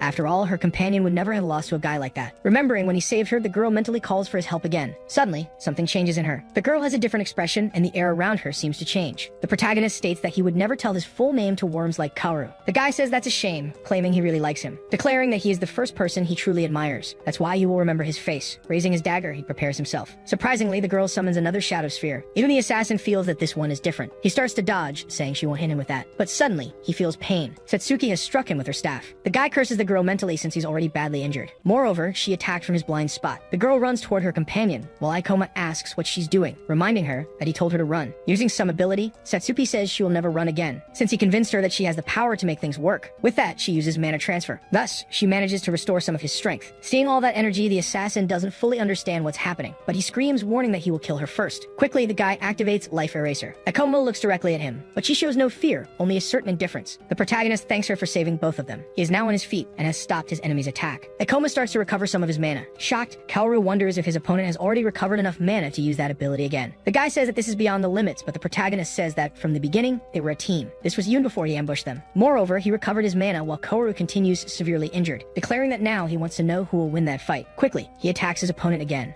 The lunatic gets scared while trying to dodge. However, the protagonist doesn't give any openings and increases his strength and speed. The guy claims it's not over yet and begins to use dark magic, summoning a red circle in front of him. Satsuki prepares to face it. However, Ikoma tells her to stay still, and surprisingly, he summons his gravitational magic, telling his enemy that his magic is too slow to use against opponents, and that in his past life he used the clown's blade to compensate for the delay in casting such an attack. Seeing that, Kaoru says this is his end. A large black sphere, extremely similar to a black hole, heads toward him, and so he was struck head-on. Kaoru lamented his defeat at the hands of a low-level boy. Ikoma remained standing with his weapon, while Kaoru lay among the rubble. The government still had no laws for incidents in portals, so the Ministry of Monster Eradication ignored them. Because of that, an unspoken rule was established not to mention such cases, but since Satsuki was present, Ikoma would have to act properly. He declared that he would keep the man under observation. Then he instructed Satsuki to leave the portal and contact the ministry, and she promptly agreed. Monsters did not appear in already cleared portals, which made it safe to send the girl alone. While Kaoru remained wounded, Ikoma kept a close watch. He was breathing heavily, admitting that he had underestimated the other because of his level. Even so, he realized the boy had a great deal of battle experience and questioned his identity. Later, Ikoma and Satsuki were sitting in a cafe with other people. Soon, his phone showed news about the arrest of a serial hunter-killer. He looked at his phone, aware that the ministry had managed to capture Kaoru. Satsuki commented that the agents hadn't asked any questions. Ikoma explained that crimes in portals are hard to determine, and the ministry rarely investigates unless they know exactly who is responsible. The chaos caused by the portals and the resulting countermeasures had affected the nation, reducing crime and leading government organizations to monopolize industries as a contingency plan. In addition, the abrupt change in society increased poverty, but the government offered no assistance to those people. Satsuki remarked that although she knew the laws were not followed in portals, she hadn't expected to meet a serial killer. He asked if she was scared, warning that she would keep encountering such situations if she continued as a hunter. As he looked at her, he recognized that things were hard at the moment. Still, he added that there were other professions if she no longer wanted to be a hunter. Satsuki held her cup and admitted she would be lying if she said she wasn't scared. Ikoma thanked the girl for her help. She explained that in the portal she had felt like his comrade, a development she valued, and that even with future challenges, she wanted to stay by his side and work hard. With that, she smiled. Ikoma replied that if she truly felt that way, he extended his hand, saying he would count on her. Satsuki nodded with a smile. Then they shook hands. Ikoma reflected that she was a pleasant person. In turn, Satsuki reflected that she was naive, had trouble keeping up with everything, and had never been proactive in helping others. She concluded that because of that, Aoi had never liked her, and that she herself didn't like that side of her own personality either. She thought she might become a better version of herself, while an image of her and Ikoma in the portal was shown. Even knowing her shortcomings, she asked to keep hunting in portals with him.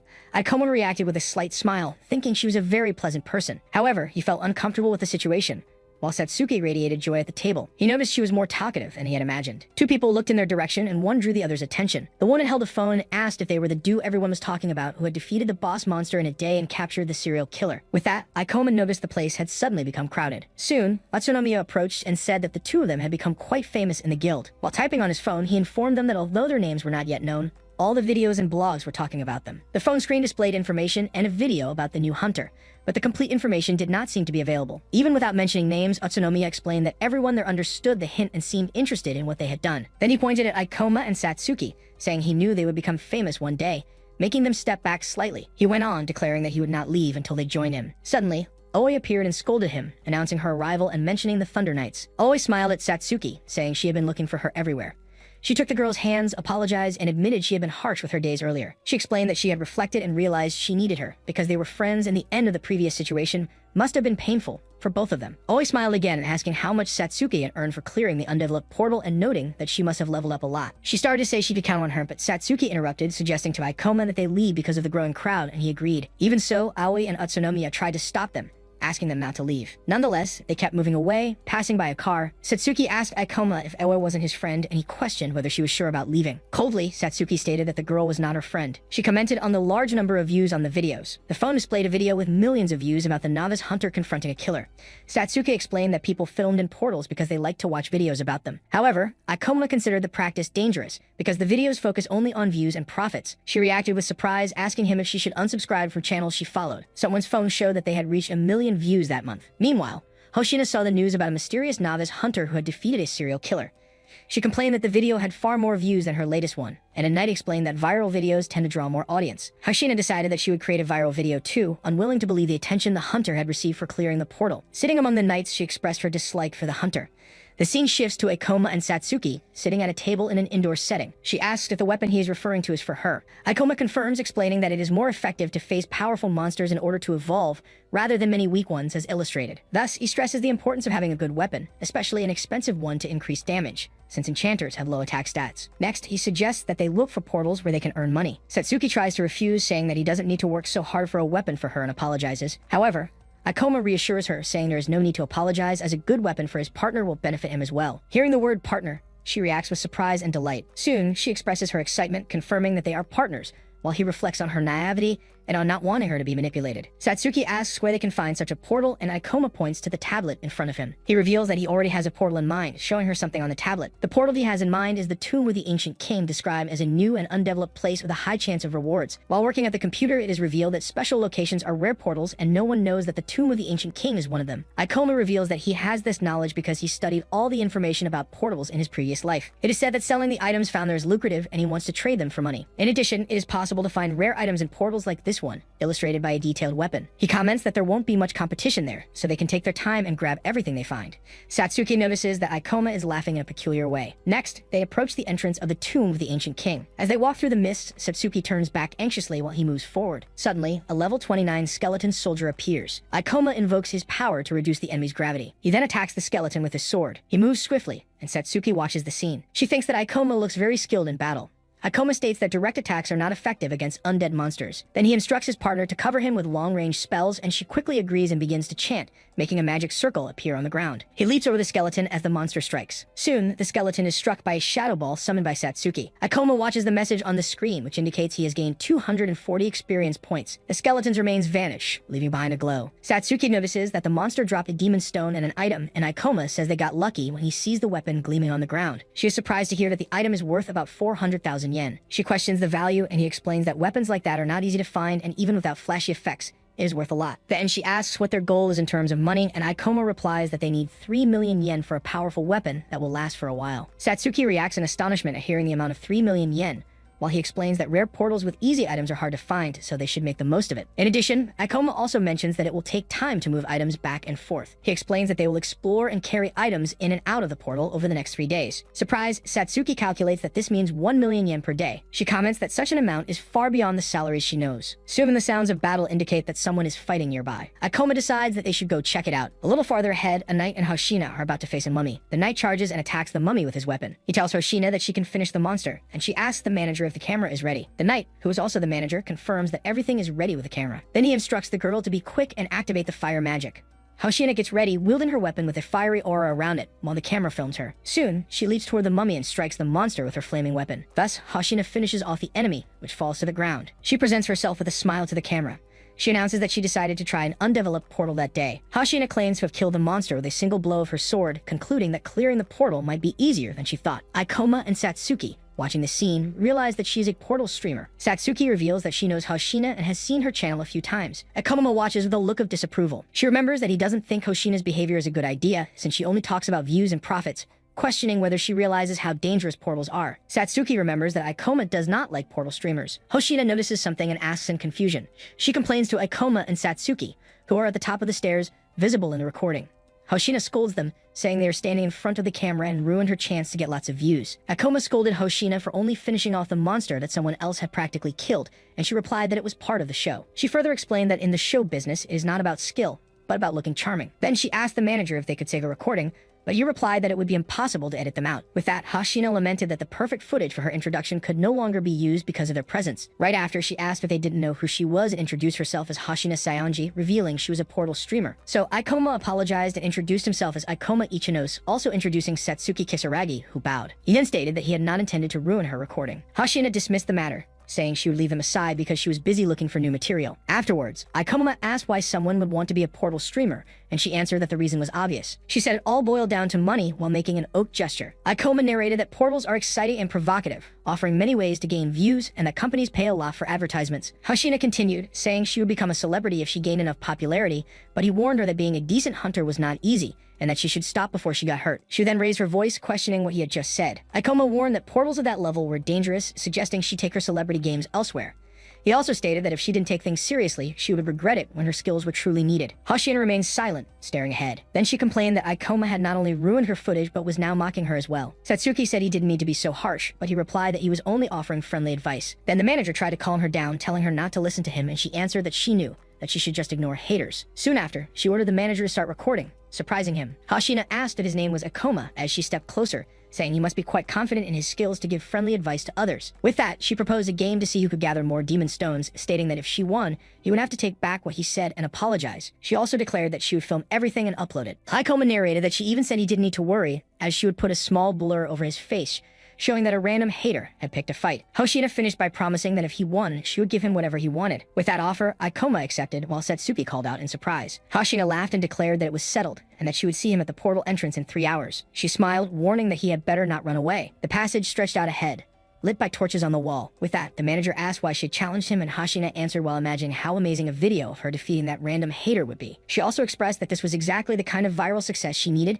and that they would make a lot of money that month. Then she said that, above all, she wanted to teach him a lesson, and thought about how he had said she wasn't serious, determined to make him take his words back. Ikoma and Satsuki watched a shambling mummy monster ahead. He then launched an attack called Meteor Drop, which struck the monster. Ikoma saw that he gained 364 experience points, leveled up to 31, and earned 3 skill points, thinking that undead monsters were quite slow. He said the best way to defeat monsters was to dodge their attacks with reverse gravity. Then he finished the monsters off with the ability to increase gravity. With a glow, a demon stone appeared when it was shattered. Ikoma celebrated that they had gotten another one, and an item called Ancient Relic Gauntlet Rank D appeared. Satsuki asked why he had accepted her challenge. Ikoma explained that he didn't like the idea of her making a video of him losing the bet, and that he wasn't going to lose, hoping she would stop filming in portals if she lost by a large margin. He also remarked that this wasn't the real problem, and that it would be difficult to transport all the items if they kept finding so much loot. Thus, the two advanced toward a bright light ahead. They came across a large statue of a sphinx, and Ikoma asked if they had reached a dead end. The sphinx statue seemed to come to life as its eyes lit up with an intense glow. Satsuki looked at the statue in surprise. Suddenly, the exit was sealed, leaving no way out. Ikoma declared that they had triggered a trap. He said that portals contain various traps and creatures around them, where most tend to be quite simple, but sometimes they grant valuable items, especially since they were in a rare portal. The creature with the glowing eyes demands answers to prove the knowledge of those present, declaring that it will continue questioning until they can no longer respond. It then warns that it will take the lives of those who fail to answer at least 3 questions correctly. Soon, Satsuki asks if that creature is a monster. Ikoma observes that a battle may begin if they fail the creature's requirements and warns them to be prepared. She is surprised, but he assures her they need not worry because he is confident in his knowledge. As the creature prepares itself, its eyes shine as it announces the first question. It asks how many experience points are needed to level up from 1 to 10. Ikoma immediately provides the correct answer, surprising Satsuki beside him. The creature confirms the answer, and Ikoma realizes he needs only 2 more correct, glad he had gathered information in his past life. Next comes its 19th question about a monster with 3 heads and 4 legs, and Ikoma promptly answers: the frightening doll. Sitting beside Satsuki, he asks the creature if it truly intends to keep questioning, reminding it that it had said it would not stop until he could no longer answer. Watching the situation, Satsuki suggests maybe he should purposely miss a question to help the creature. Visibly agitated, the creature announces the 20th question. It asked about a monster that leaves a trail of green slime, and Ikoma answers that no portals currently contain such a creature. He explains that green slime is only made through alchemy, and that he would not fall for such a trick. The creature cries out that he has answered all 20 questions correctly, unable to believe the result. As stones fall around them, the creature expresses its astonishment at Ikoma. Through his narration, he recounts that the door finally opened, and the statue seemed confused, as if it had been giving an open book test, and it apologizes, calling him the returned. Satsuki points at the statue and tells him there is something inside it. Ikoma reacts with surprise upon seeing a glowing ring identified as a rank B storage ring. He holds the ring, describing it as an extremely useful item that rarely appears. She asks if the item is truly that valuable, and Ikoma explains that with the right buyer, it could be worth between 10 and 100 million yen. Satsuki expresses her surprise, asking if the item is really that rare. Ikoma admits he did not expect to find something so rare in a portal of that level. He wonders if the reward was given because he answered all the questions correctly, while images of the irritated creature appear in his mind. Satsuki worries about the time lost and their delay in the wager, but he explains that the ring will save them time by helping carry items. Ikoma smiles, saying that now they are in a much better situation. As they walk, he says that the monsters are not difficult to defeat. He attacks a skeletal warrior with his weapon, explaining that they are resistant to close attacks, so he closes in to strike them. Satsuki, in turn, casts spells from a distance to bring the monsters down. Hoshina reports that mummies are slow, allowing her to use gravity manipulation for powerful attacks against them. She adds that mummies are great targets for mana draining. Ikoma says that the likelihood of having obtained rare items in that portal is incredible, noting that he went from level 31 to 33 and acquired 2 rare weapons. He uses the ring to store the items, activating the storage ability. He comments to Satsuki that the new item is very useful and that they have already collected 6 demon stones, enough to win the wager, but that they are there to make money. Ikoma smiles and suggests they hunt all the undead monsters before time runs out. The scene shifts to Hoshina, panting, celebrating that they finally brought down the monster. She explains that these monsters are quite troublesome because they never stop attacking and are very resilient. The knight remarks that they have only killed 2 monsters so far, and that it is taking longer than they expected. He agrees that on any other day they would have been done by now, then mutters that they need not worry because their opponents are probably not doing any better. Hoshina thinks about paying off the opponents to pretend they lost the bet, but the warrior beside her scolds her, saying they should stop making fake videos. Ikoma, accompanied by Satsuki, approaches Hoshina, who is surprised and comments that she must be doing quite well if she has time to sit around. She snaps back, saying she is fine and hopes he is managing to keep up, then suggests she might let it slide if he apologized. Akoma ignores the suggestion and activates the storage ring to show the items. Hashina cries out that she can't believe what she's seeing as she is bathed in the glow of the many items and demon stones emerging from the ring. Shocked, she asks how he managed to get all those demon stones and items, also questioning the bracelet and his ability. Akoma smiles and asks what the problem is. Speechless, Hashina recalls her own earlier suggestion that she might forgive him if he apologized. Irritated, she declares that the contest is not over and orders her manager to follow her as she storms off. Satsuki asks why he was so rude to Hashina, and he replies that he was only trying to motivate her. He then adds that he hopes she does not get too motivated and end up acting recklessly. Satsuki asked Akoma about his dislike for portal streamers. He explained that the problem was not simply dislike, but their lack of seriousness toward the risks of being a hunter. He went on saying that a hunter can die easily inside a portal, and therefore no one should treat that lightly, citing Hashina as an example of a streamer chasing fame. Akoma stated that if she wasn't truly committed as a hunter, she would regret her choice when facing real danger. To win the bet, Hashina would need to do something that completely changed the situation. She soon realized that he would certainly win the contest of demon stones, so she would need to convince him otherwise. Her companion warned her that they had gone too far and were running low on mana. However, she insisted that they needed mana for the return trip and therefore couldn't give up yet. Then she demanded to know who claimed she didn't take the hunter's life seriously. 8 years earlier, a city was in flames amidst explosions and screams. At that time, the world lived in complete chaos and each portal incident caused far more casualties than nowadays with a massive monster lurking. A young Hoshina begged for help. She and a younger boy were in danger while an orc finished off the parents of both and she screamed for help. Running, she held tightly onto the boy's hand. Meanwhile, people hid in makeshift compartments inside a hall and some cared for smaller children. 2 people watched the girl and the boy who sat there having just lost their parents. She held a phone watching a broadcast about the 5th hunter in the country to reach Renka, Mrs. Kwan. At that moment, Hashina hated the helplessness she felt in the face of tragedy, and so she decided to become stronger. She explained that she never imagined she would come so far or speak in front of a camera, but that it made her happy. She was glad to be able to give hope to others who lived in fear of monsters. She added that she never dreamed of being as powerful as that hunter, but she wanted to be like her, someone who offered hope and encouragement to her viewers. Determined, she stated that she would not let anyone say she wasn't committed enough and that she would make Akoma apologize. Soon after, she told her companion that they didn't have good footage from that place and that they should look for a larger monster. She then headed toward a spot where noise was coming from, saying it sounded like there was a big monster, exactly what they needed. While running, she said she had always been lucky. Her companion praised her as she thought about moving forward. Suddenly, she emerged from behind a wall, declaring that a good filming opportunity had appeared. In front of her stood a large golden monster, resembling a pharaoh with several weapons, standing over a fallen person. An information screen revealed that the monster was an undead pharaoh, level 40, the boss of the portal tomb of the ancient king. Terrified, she said it couldn't be possible that a rank B boss monster was there, realizing it wasn't something she could handle. Then her companion stated that someone had probably lured the monster there while trying to escape. He added that they needed to leave immediately, forgetting the videos and the bet. Hashina agreed, saying the monster would not be able to follow them through a narrow path. The person lying on the ground cried out for help. She saw herself as small and powerless in that tragedy as an orc attacked her and the image of Mrs. Kuhn appeared before her eyes. At that instant, she said she finally understood why she felt drawn to that message. Then she finished by saying she didn't want to run away when someone needed her help. While running, she told her companion she was sorry. She then blocked an attack from the monster with her sword. She turned to the person begging for help and ordered them to start running because she would hold the monster off. The person thanked her as the monster swung his weapons violently. Then her companion countered the attack, declaring that the creature's blows wouldn't work against him. Soon he added with enthusiasm that he was Hoshina's #1 fan, leaving her visibly confused. The manager declared that he would not flee and would not leave her behind. He admitted he wasn't very skilled in combat, but he could serve as bait while the pharaoh advanced menacingly. She was breathing heavily as she continued defending the fallen manager. The warrior activated his shield, which manifested around him in a bright blue glow. However, the monster delivered a swift attack with its weapon. The blow struck the warrior's shield, shattering it into pieces. Shocked, Hoshina realized the monster was stronger and faster than them in every way. Thus, she concluded that this was what made a monster worthy of being called a boss. She was visibly shaken as the massive enemy advanced with overwhelming presence. The pharaoh brandished his 2 weapons before him. Faced with the scene, she seemed apprehensive.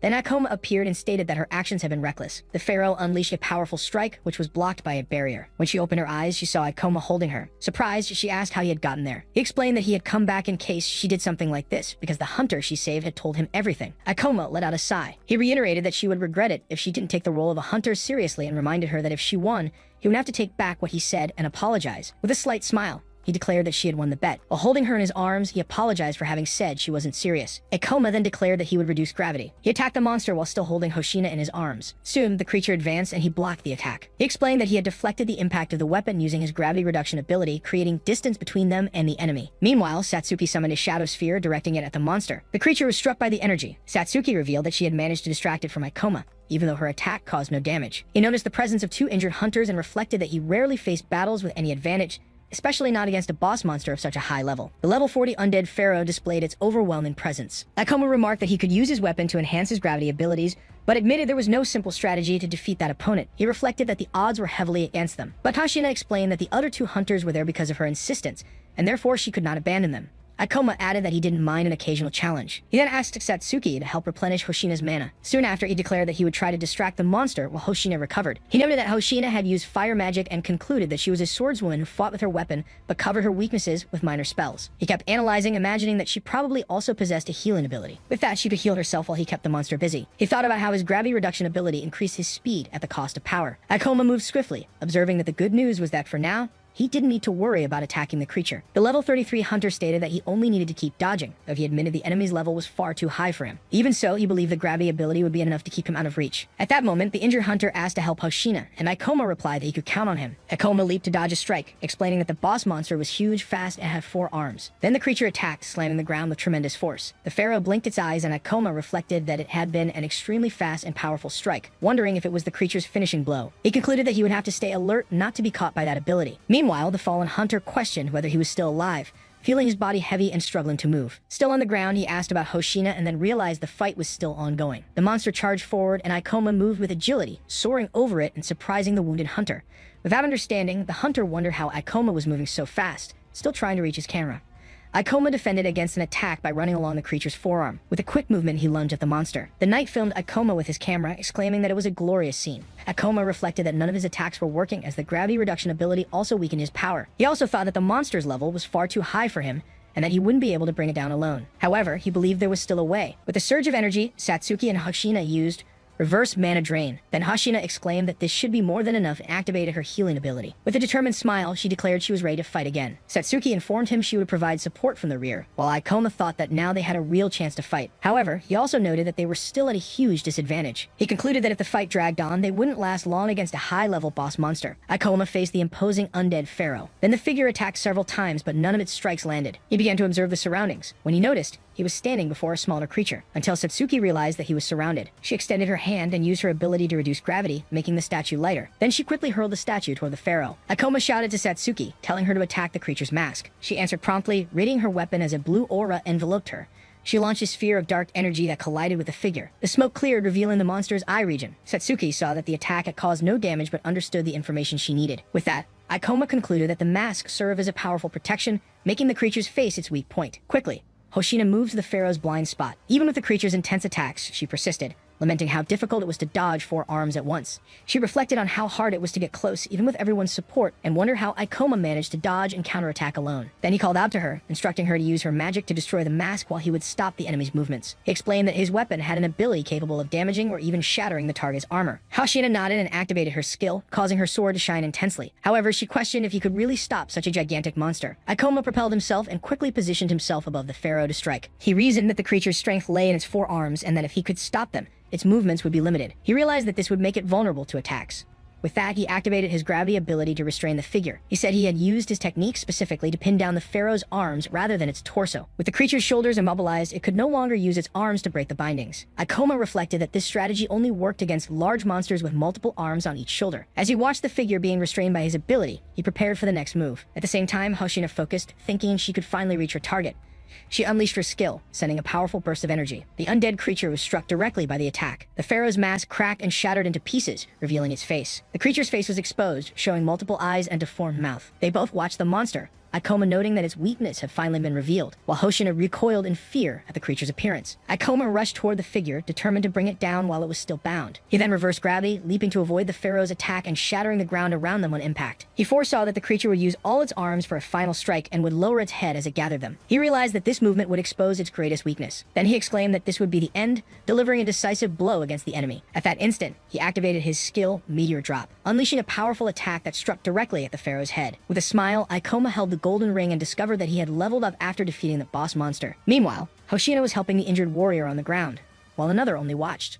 A glow appeared on the body of the defeated monster, and Satsuki noticed something beside Akoma. She called him over to show a magic weapon, revealing its powers and a brief description. Akoma offered the weapon to Satsuki, saying it was perfect for her, and that they wouldn't need to buy one. Surprised, Satsuki asked if she could really keep the weapon. He reminded her that she had helped him get his own weapon, and mentioned that Hoshina should also receive something. Hoshina reassured Akoma, telling him not to worry. She then thanked him, saying he had saved their lives. She offered him the item and the demon stone, but asked for something in return. Hoshina asked if they could cancel the bet. Ikoma reminded her that she had won. Acknowledging her skill, he admitted she was a respectable hunter and took back what he had said before. Surprised, Hoshina reacted to his words. Ikoma and Satsuki smiled at each other. Soon after, he suggested she should stop being a streamer to become a better hunter, which left Satsuki indignant. While the armored warrior stated it was impossible to make a living as a hunter, Ikoma contradicted him. He recalled that Hoshina's father had died and her mother was injured, leaving her responsible for 5 younger siblings. Hoshina tried to silence the armored warrior, but he continued speaking about how hard she worked to support her family. For that reason, Ikoma apologized for having made assumptions without knowing her situation. She turned away, saying she enjoyed what she did, and that you shouldn't misunderstand.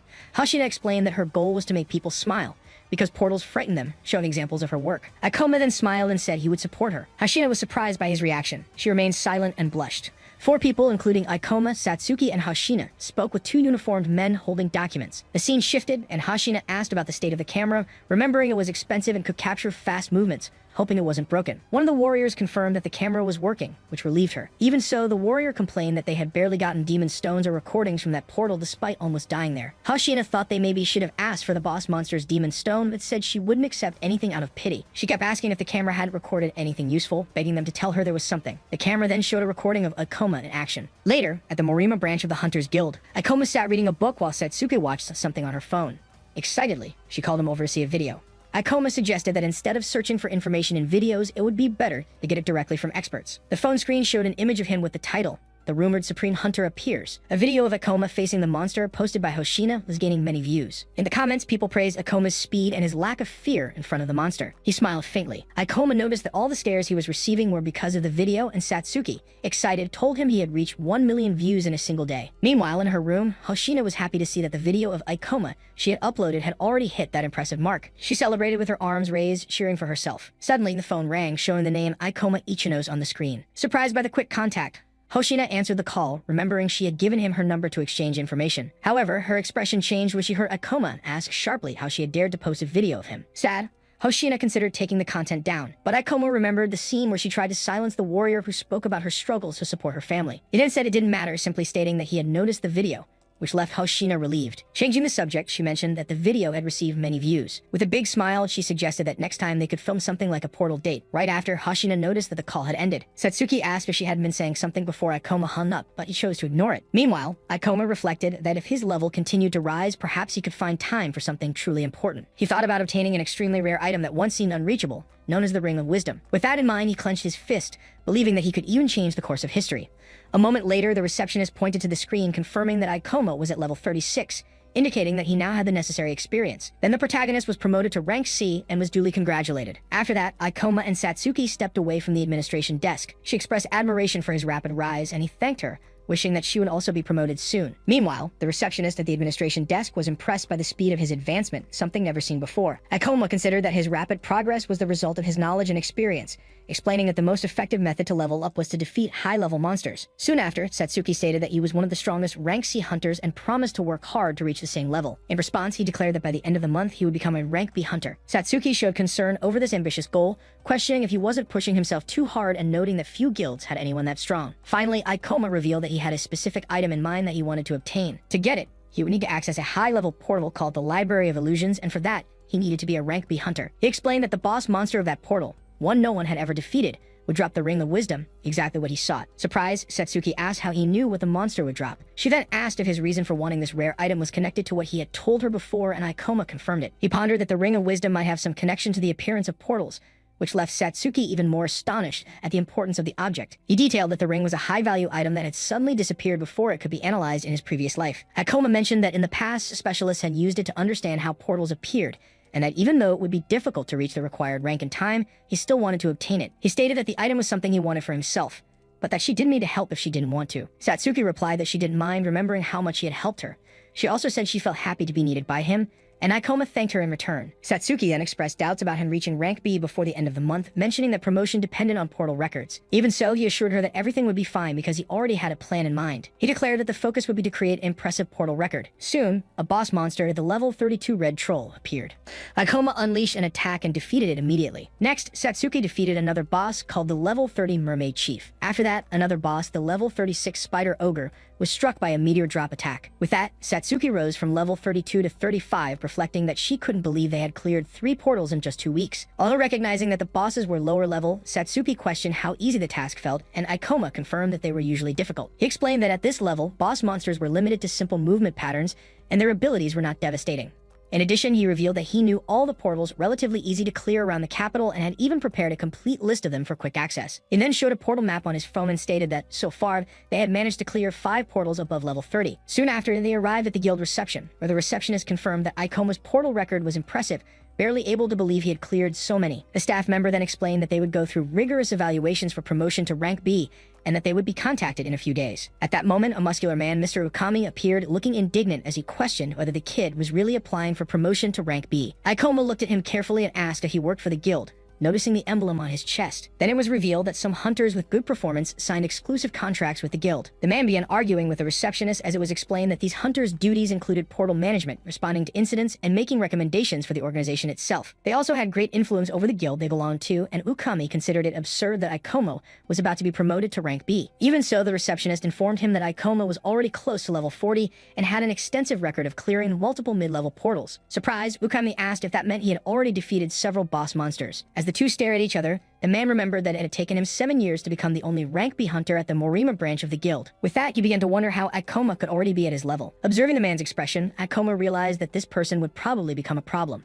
Ukami stepped up to Ikoma, questioning how a boy with that appearance could be a rank B hunter. The young man replied that without Ukami's approval, it would be difficult to get promoted in the Morima branch. However, he concluded that he could not give up, since it was only possible to apply for promotion in the branch of one's own city. Remembering all the help he had received from Satsuki, he reinforced his decision not to back down. Turning to the man, he confirmed his name, Ukami, and asked for a valid reason for rejecting his application. The hunter leaned forward and said that rank B was not given to rookies who thought portals were easy. He then aggressively questioned Ikoma about whether he took his role as a hunter seriously, demanding an immediate answer. Meanwhile, people in the guild watched the scene, commenting that Ukami was causing trouble again. Ikoma interrupted, asking how many hunters had reached rank B at only 17 years old. Confused, Ukami reacted without understanding the question and asked what kind of nonsense he was talking about. Ikoma continued, mentioning the 15 years since portals first appeared. He then pointed out that 6 young people at age 17 had reached rank B and questioned whether, by Ukami's logic, none of them should have been promoted. With that, he declared that he fulfilled all the requirements for rank B and demanded that Ukami answer before rejecting him based solely on age. Without a clear response, Ukami stepped back while admitting that the rules about portals were not perfect. He claimed that it was necessary to listen to the experience of hunters who worked for the guild. However, Ikoma replied that the rules were not based on beliefs but on guidelines shaped by past incidents. He then cast a sharp look and asked if that was not the guild's official policy. As the woman at the desk confirmed, she began to analyze the data on the computer. Satsuki observed that Ikoma's knowledge and logic surpassed even that of an experienced hunter in the organization. While people murmured about Ukami being left speechless,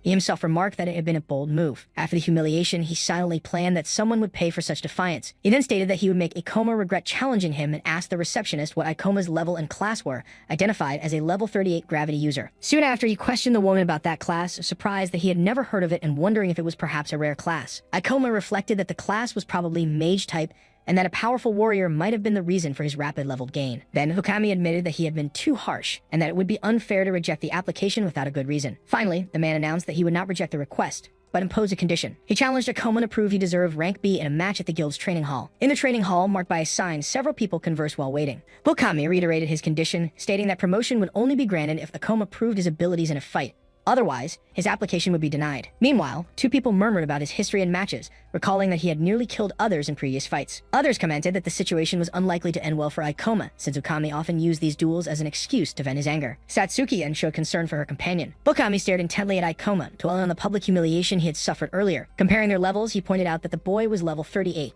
while he himself had already reached level 47. Realizing he was dealing with a mage, Ukami theorized that the boy had only come this far thanks to help from some powerful hunter. He then declared himself a beast warrior, stressing that the nature of his class enhanced his physical attributes. With a smile on his face, he planned to humiliate and crush the boy publicly to prevent him from continuing as a hunter, believing his experience and attributes were superior. Ikoma then manipulated a holographic screen in front of him. Watching the action, Ukami assumed he possessed a class focused on direct combat. Aware that he needed to act carefully, Ikoma decided to use his remaining skill points to increase his gravity magic. He spent 25 points to raise gravitational manipulation to level 4, anticipating a boost in his physical attributes. Although he would have preferred to invest directly in gravity magic, he concluded he had no other choice and decided to proceed. At that moment, Ukami taunted him, assuming he had been hoarding points before the battle, and had led an easy life so far. With a sarcastic tone, he warned about possible accidents in fights, advising him not to get hurt. Ikoma simply thanked him for the advice. Then the challenger asked him to show his skills, and Ikoma responded by drawing his sword. With a determined expression, Ukami planned to prove his superiority before everyone present. He smiled, resolved to humiliate Ikoma publicly and prevent him from returning to work as a hunter. Ukami, wielding his weapon, invited his opponent to start the fight whenever he wanted,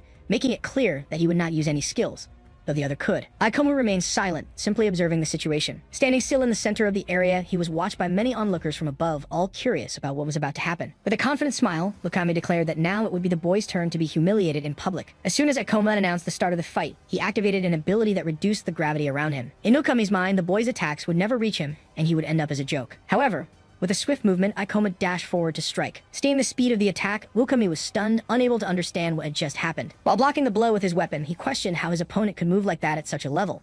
Moments later, realizing that Ikoma had already repositioned behind him, he asked in shock what had just occurred. Even while trying to convince himself that he had only been caught off guard and now knew his opponent, Ukami counterattacked with his weapon. Ikoma hovered above the ground while Ukami looked up at him, still gripping his blade. Then Ukami lost his balance and staggered, realizing he had lost his own center of gravity. Immediately after, Ikoma moved with incredible speed, propelled by his energy. With a precise kick, he struck Ukami's face, causing immediate bleeding. Ukami coughed up blood, shaken by the force of the strike. Despite the injury, he tried to attack again with his weapon. However, he noticed his opponent had executed a combination of moves ending in a kick, and he wondered how anyone could fight that way. From a distance, someone watched the fight through a device, unable to believe that Ikoma was completely dominating. Meanwhile, the spectators murmured that this was just a promotion test and speculated whether Ukami was holding back by not using skills. Ikoma then delivered a strike that forced Ukami to retreat. Watching him move with such speed, Ukami realized his own attacks couldn't even reach him. At that instant, he noticed people whispering that he was making a fool of himself. Ikoma hovered over him as he stood frozen. It was then that the young hunter pointed out something the opponent hadn't realized yet. He declared that the gravity user class was the best because it allowed physical abilities to be pushed far beyond normal limits, surpassing other classes. He explained that this advantage was especially decisive in short battles, where he didn't risk running out of mana. Ikoma also stated that Ukami was mistaken in thinking he would win simply because he had a higher level and wasn't using skills. Then Ikoma recalled that Kaoru had far more experience in direct combat, executing more refined movements and driven by an obsessive desire to win and eliminate his enemies. Without hesitation, Ikoma lunged forward to strike Ukami with his sword. He then activated his ability to increase gravity. Ukami, surprised, realized that Ikoma's blow was heavy. He wasn't just fast, but powerful as well. For a moment, Ukami thought his opponent had vanished and wondered where he had gone. Ikoma then appeared upside down in the air as Ukami looked at the ground where he disappeared. Next, Ikoma materialized behind Ukami, pressing his sword against his back. He explained that he had reduced gravity immediately after their weapons clashed, using the impact to quickly reposition behind his opponent. The spectators watching the fight declared that the experienced rank B hunter hadn't stood a chance against Ikoma, cheering his victory. Setsuki, smiling brightly, expressed her happiness and told him he had been amazing. Meanwhile, Ukami stood in disbelief, asking if this was some kind of joke. Refusing to accept defeat, he said he had been humiliated and that it was unacceptable.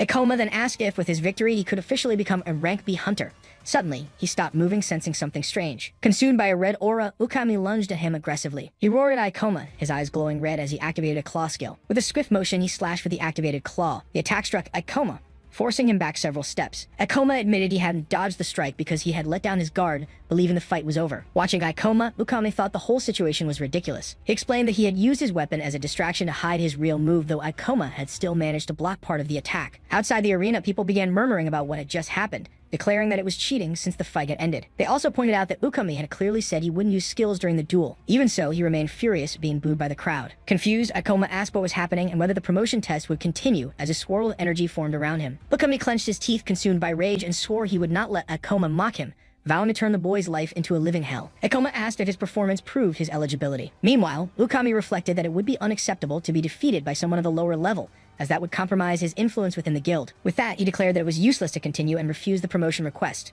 The news of the results stirred murmurs among the onlookers, while Ikoma remained standing still. Then the evaluator stated that although Ikoma had agility, he was incapable of delivering a decisive blow, which made him weak against powerful monsters. Right after, he explained that he had deliberately given several opportunities, but the boy had not taken advantage of them. Finally, he pointed out that Ikoma failed to dodge his final technique and ended up injured, proving an inability to react to unexpected situations. The spectators began to murmur that this was unfair, commenting that Ukami would have rejected the promotion no matter what. Hearing this, Ukami demanded to know what had been said, causing one man to flinch. Another man advised him to keep quiet so as not to provoke his anger. At that moment, Utsunomiya shouted Ukami's name, asking if he felt no shame for what he had just done. Ikoma then realized Utsunomiya was there. The man accused Ukami of not keeping his word about not using abilities and stated that Ikoma had held the upper hand throughout the entire fight. In response, Ukami told him to shut up, calling him a nobody. Even so, Utsunomiya assured Akoma that he would handle the situation and reveal the truth about what had happened. However, Akoma refused the offer, questioning the use of the term best friend and the reason behind Utsunomiya's help. Satsuki, who had watched the fight, believed that he had won. She wondered why Ikoma was acting that way, remembering that he needed Ukami to acknowledge his abilities. Ikoma revealed that this was why he had made sure to show clearly the difference between them. Right after, he reflected that although he had hurt his opponent's pride,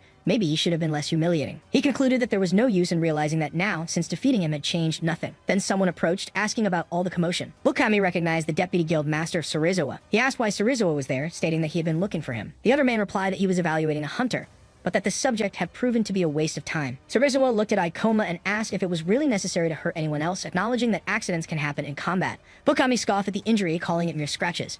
Then Surizawa told him to drop the matter. Akoma watched as Ukami told his superior that they needed to discuss an urgent matter and was then called upstairs. Ending the test, he stated that he didn't have time to deal with the weak, while Surizawa walked away. Utsunomiya, surprised, commented that he was the strongest hunter in the guild. Satsuki turned to Ikoma and asked what they would do next.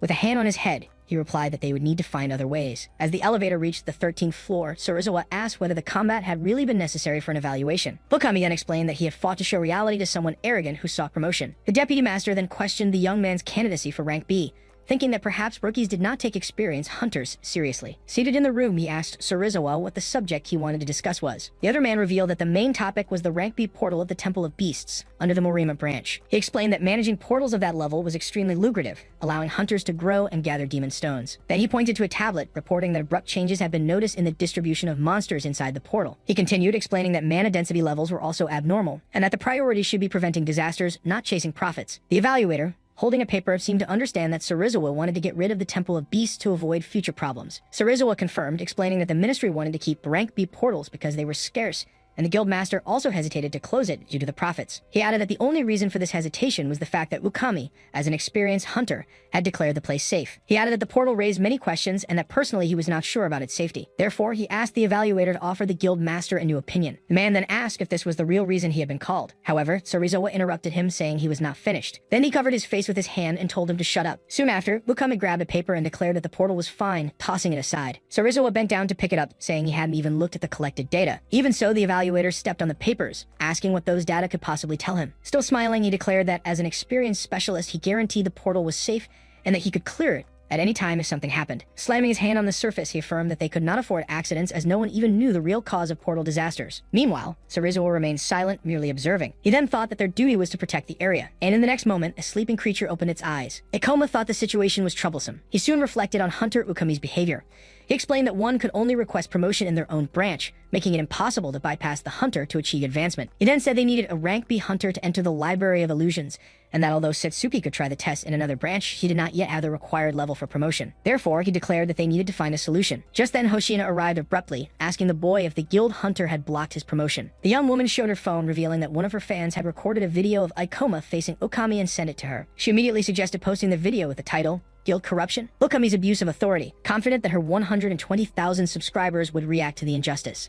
Akoma asked if she was only doing this for views, and the girl denied it. She declared that she wanted to repay him for saving her, offering her help. However, she also admitted that she wouldn't mind if the action brought her views and profit. The boy said he didn't want her to post the video, mentioning that there was still much to be understood about portals. He went on to explain that the guild needed experienced hunters, and that criticism would not make people like Ukami change their minds. Furthermore, he warned that doing so would only put her in Ukami's sights, which made Setsuki react to the information. She watched as Hoshina asked if Akoma was worried about her. Satsuki then asked if the girl had feelings for him. Hoshina reacted in shock, questioning what she was talking about. Soon after, she stated that Ikoma had many secrets and acted superior, saying she would never like someone so annoying, even if he had a handsome face. She clarified that she was only worried because he had saved her, and as an online celebrity, she would never risk a dating scandal. While watching her, Satsuki listened as Hoshina asked why she was staring, to which Satsuki quickly denied. Suddenly, the phone chimed and everyone looked at the screen. Satsuki read the emergency alert about a rank B monster incident in Tokyo and asked what had happened. Hoshina pointed to the phone as Ikoma explained that the incident was on Kitahana Avenue, caused by an overflow from the portal of the Temple of Beasts. He clarified that overflows occur when monsters invade the human world, and that the only way to contain them is by defeating the boss monster to seal the portal. He then reflected that the event was strange as such a thing had never happened in Morima Ward in his previous life, questioning if it was only a coincidence. As memories from his past surrounded him, he wondered if the timeline was diverging from that of his earlier life. Hoshina commented that a supposedly controlled portal had malfunctioned. She asked why the guild had not predicted such an event, since they had analyzed portals for so long.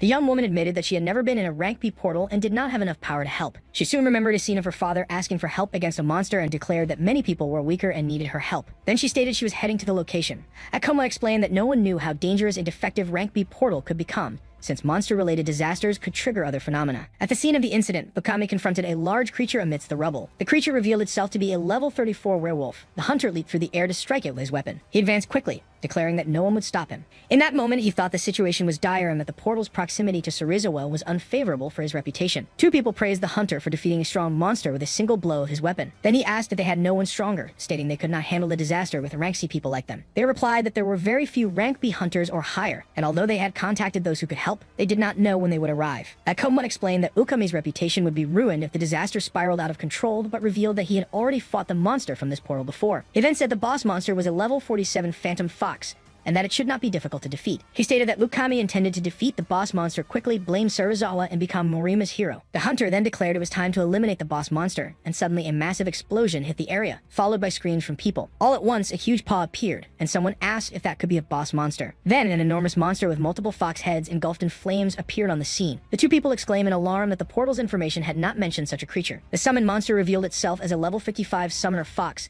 and the boys questioned the grotesque appearance of that thing. The boss of the Temple of Beasts evolved, changing its form, increasing in level, and gaining new abilities. With this evolution, the monster turned into an entirely new entity due to the buildup of mana in the portals, causing disasters. Ukami realized that the boss monster had evolved, making the situation far more serious in addition to the existing overflow.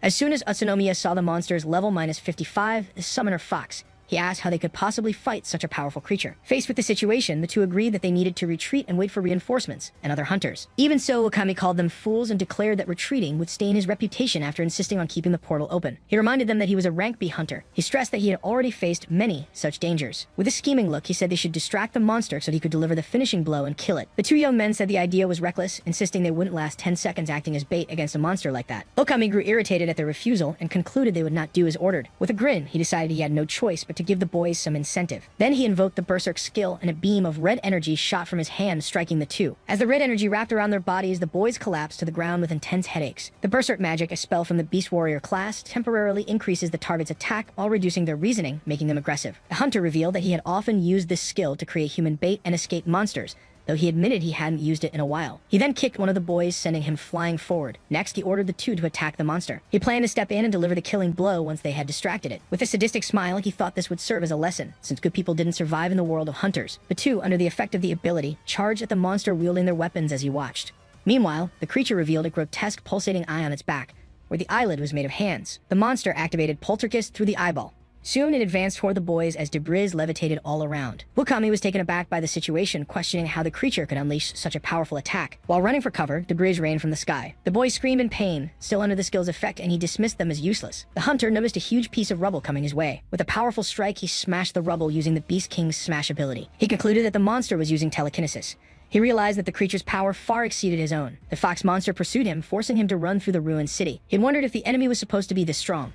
The monster closed in, almost reaching him, leaving him extremely on edge. Ukami noted the creature's speed and drew his sword, raising his guard. The monster charged another telekinetic attack through its eye. He blocked the debris with his massive sword. After deflecting a second projectile in quick succession, Ukami felt the weight of not dodging. The monster lunged to attack him with its sharp claws when his guard was compromised. He fell to the ground, realizing the enemy's overwhelming strength. Then he thought about the impossibility of fighting such a creature, and how he could ever defeat it, before concluding that it didn't matter. With that, he activated his false death skill, which allowed him to simulate death after taking damage, stopping his pulse completely. The monster looked at the fallen body and turned its head when it sensed no heartbeat. As soon as the enemy was distracted, Ukami realized he needed to flee. He started to run, but the monster activated its eye once more. Soon, the creature caught up and lunged with a claw attack. The hunter was struck and fell to the ground again, realizing the eye on the monster's back could also see. He lamented that it was too late to escape, but panicked, unwilling to die that way. The monster prepared to deliver the final blow, enveloping him in a dark magic. Ukami was immobilized by the energy and wondered if the creature was mocking him. Then the dark mist invaded his body. He screamed in agony, with no way to escape that cruel fate. Finally, Ikoma arrived in the ruined city during the devastation caused by the monsters. Hashina healed an injured civilian, who was surprised to see his wounds vanish.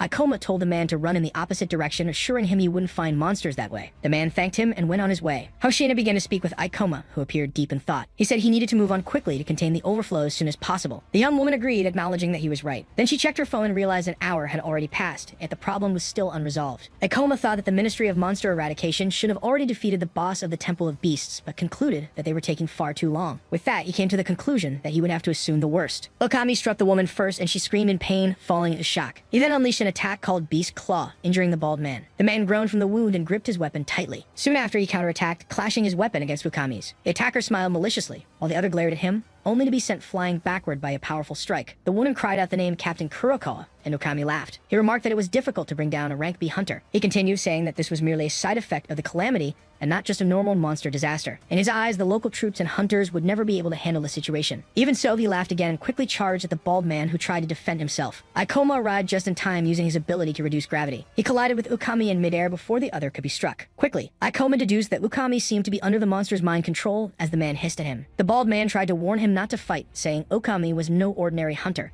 Ikoma attacked with fast and fluid movements. The onlooker was impressed, saying he couldn't believe a young hunter like him was dominating a rank B hunter. He continued to watch, realizing he had never seen anyone like Ikoma before. Soon he noticed that Okami was using simple attacks, unlike his previous combat displays, and wondered if it was due to mind control. Even so, the hunter used his beast claw in a heavy strike, which Ikoma quickly dodged. With that, he noticed his opponent growing agitated and began varying his movements. As soon as he activated his gravity increase ability, Okami was slammed down with tremendous force. Ikoma followed with a powerful strike, making him cry out in pain. Then Ikoma stepped closer and asked if he could see clearly now.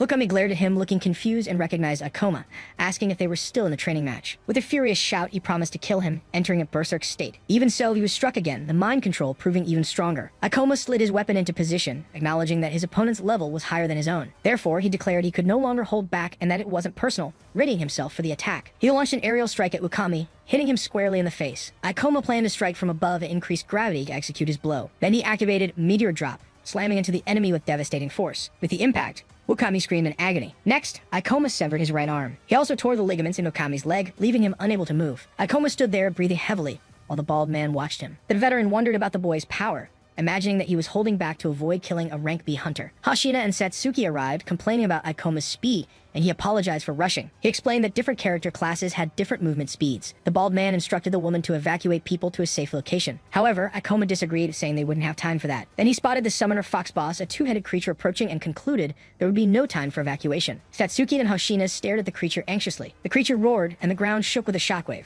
Immediately, Ikoma readied his weapon, realizing how serious the situation had become. Meanwhile, the creature laughed mockingly. Satsuki questioned what kind of grotesque thing that was. Ikoma activated the menu hologram to gather information about the monster.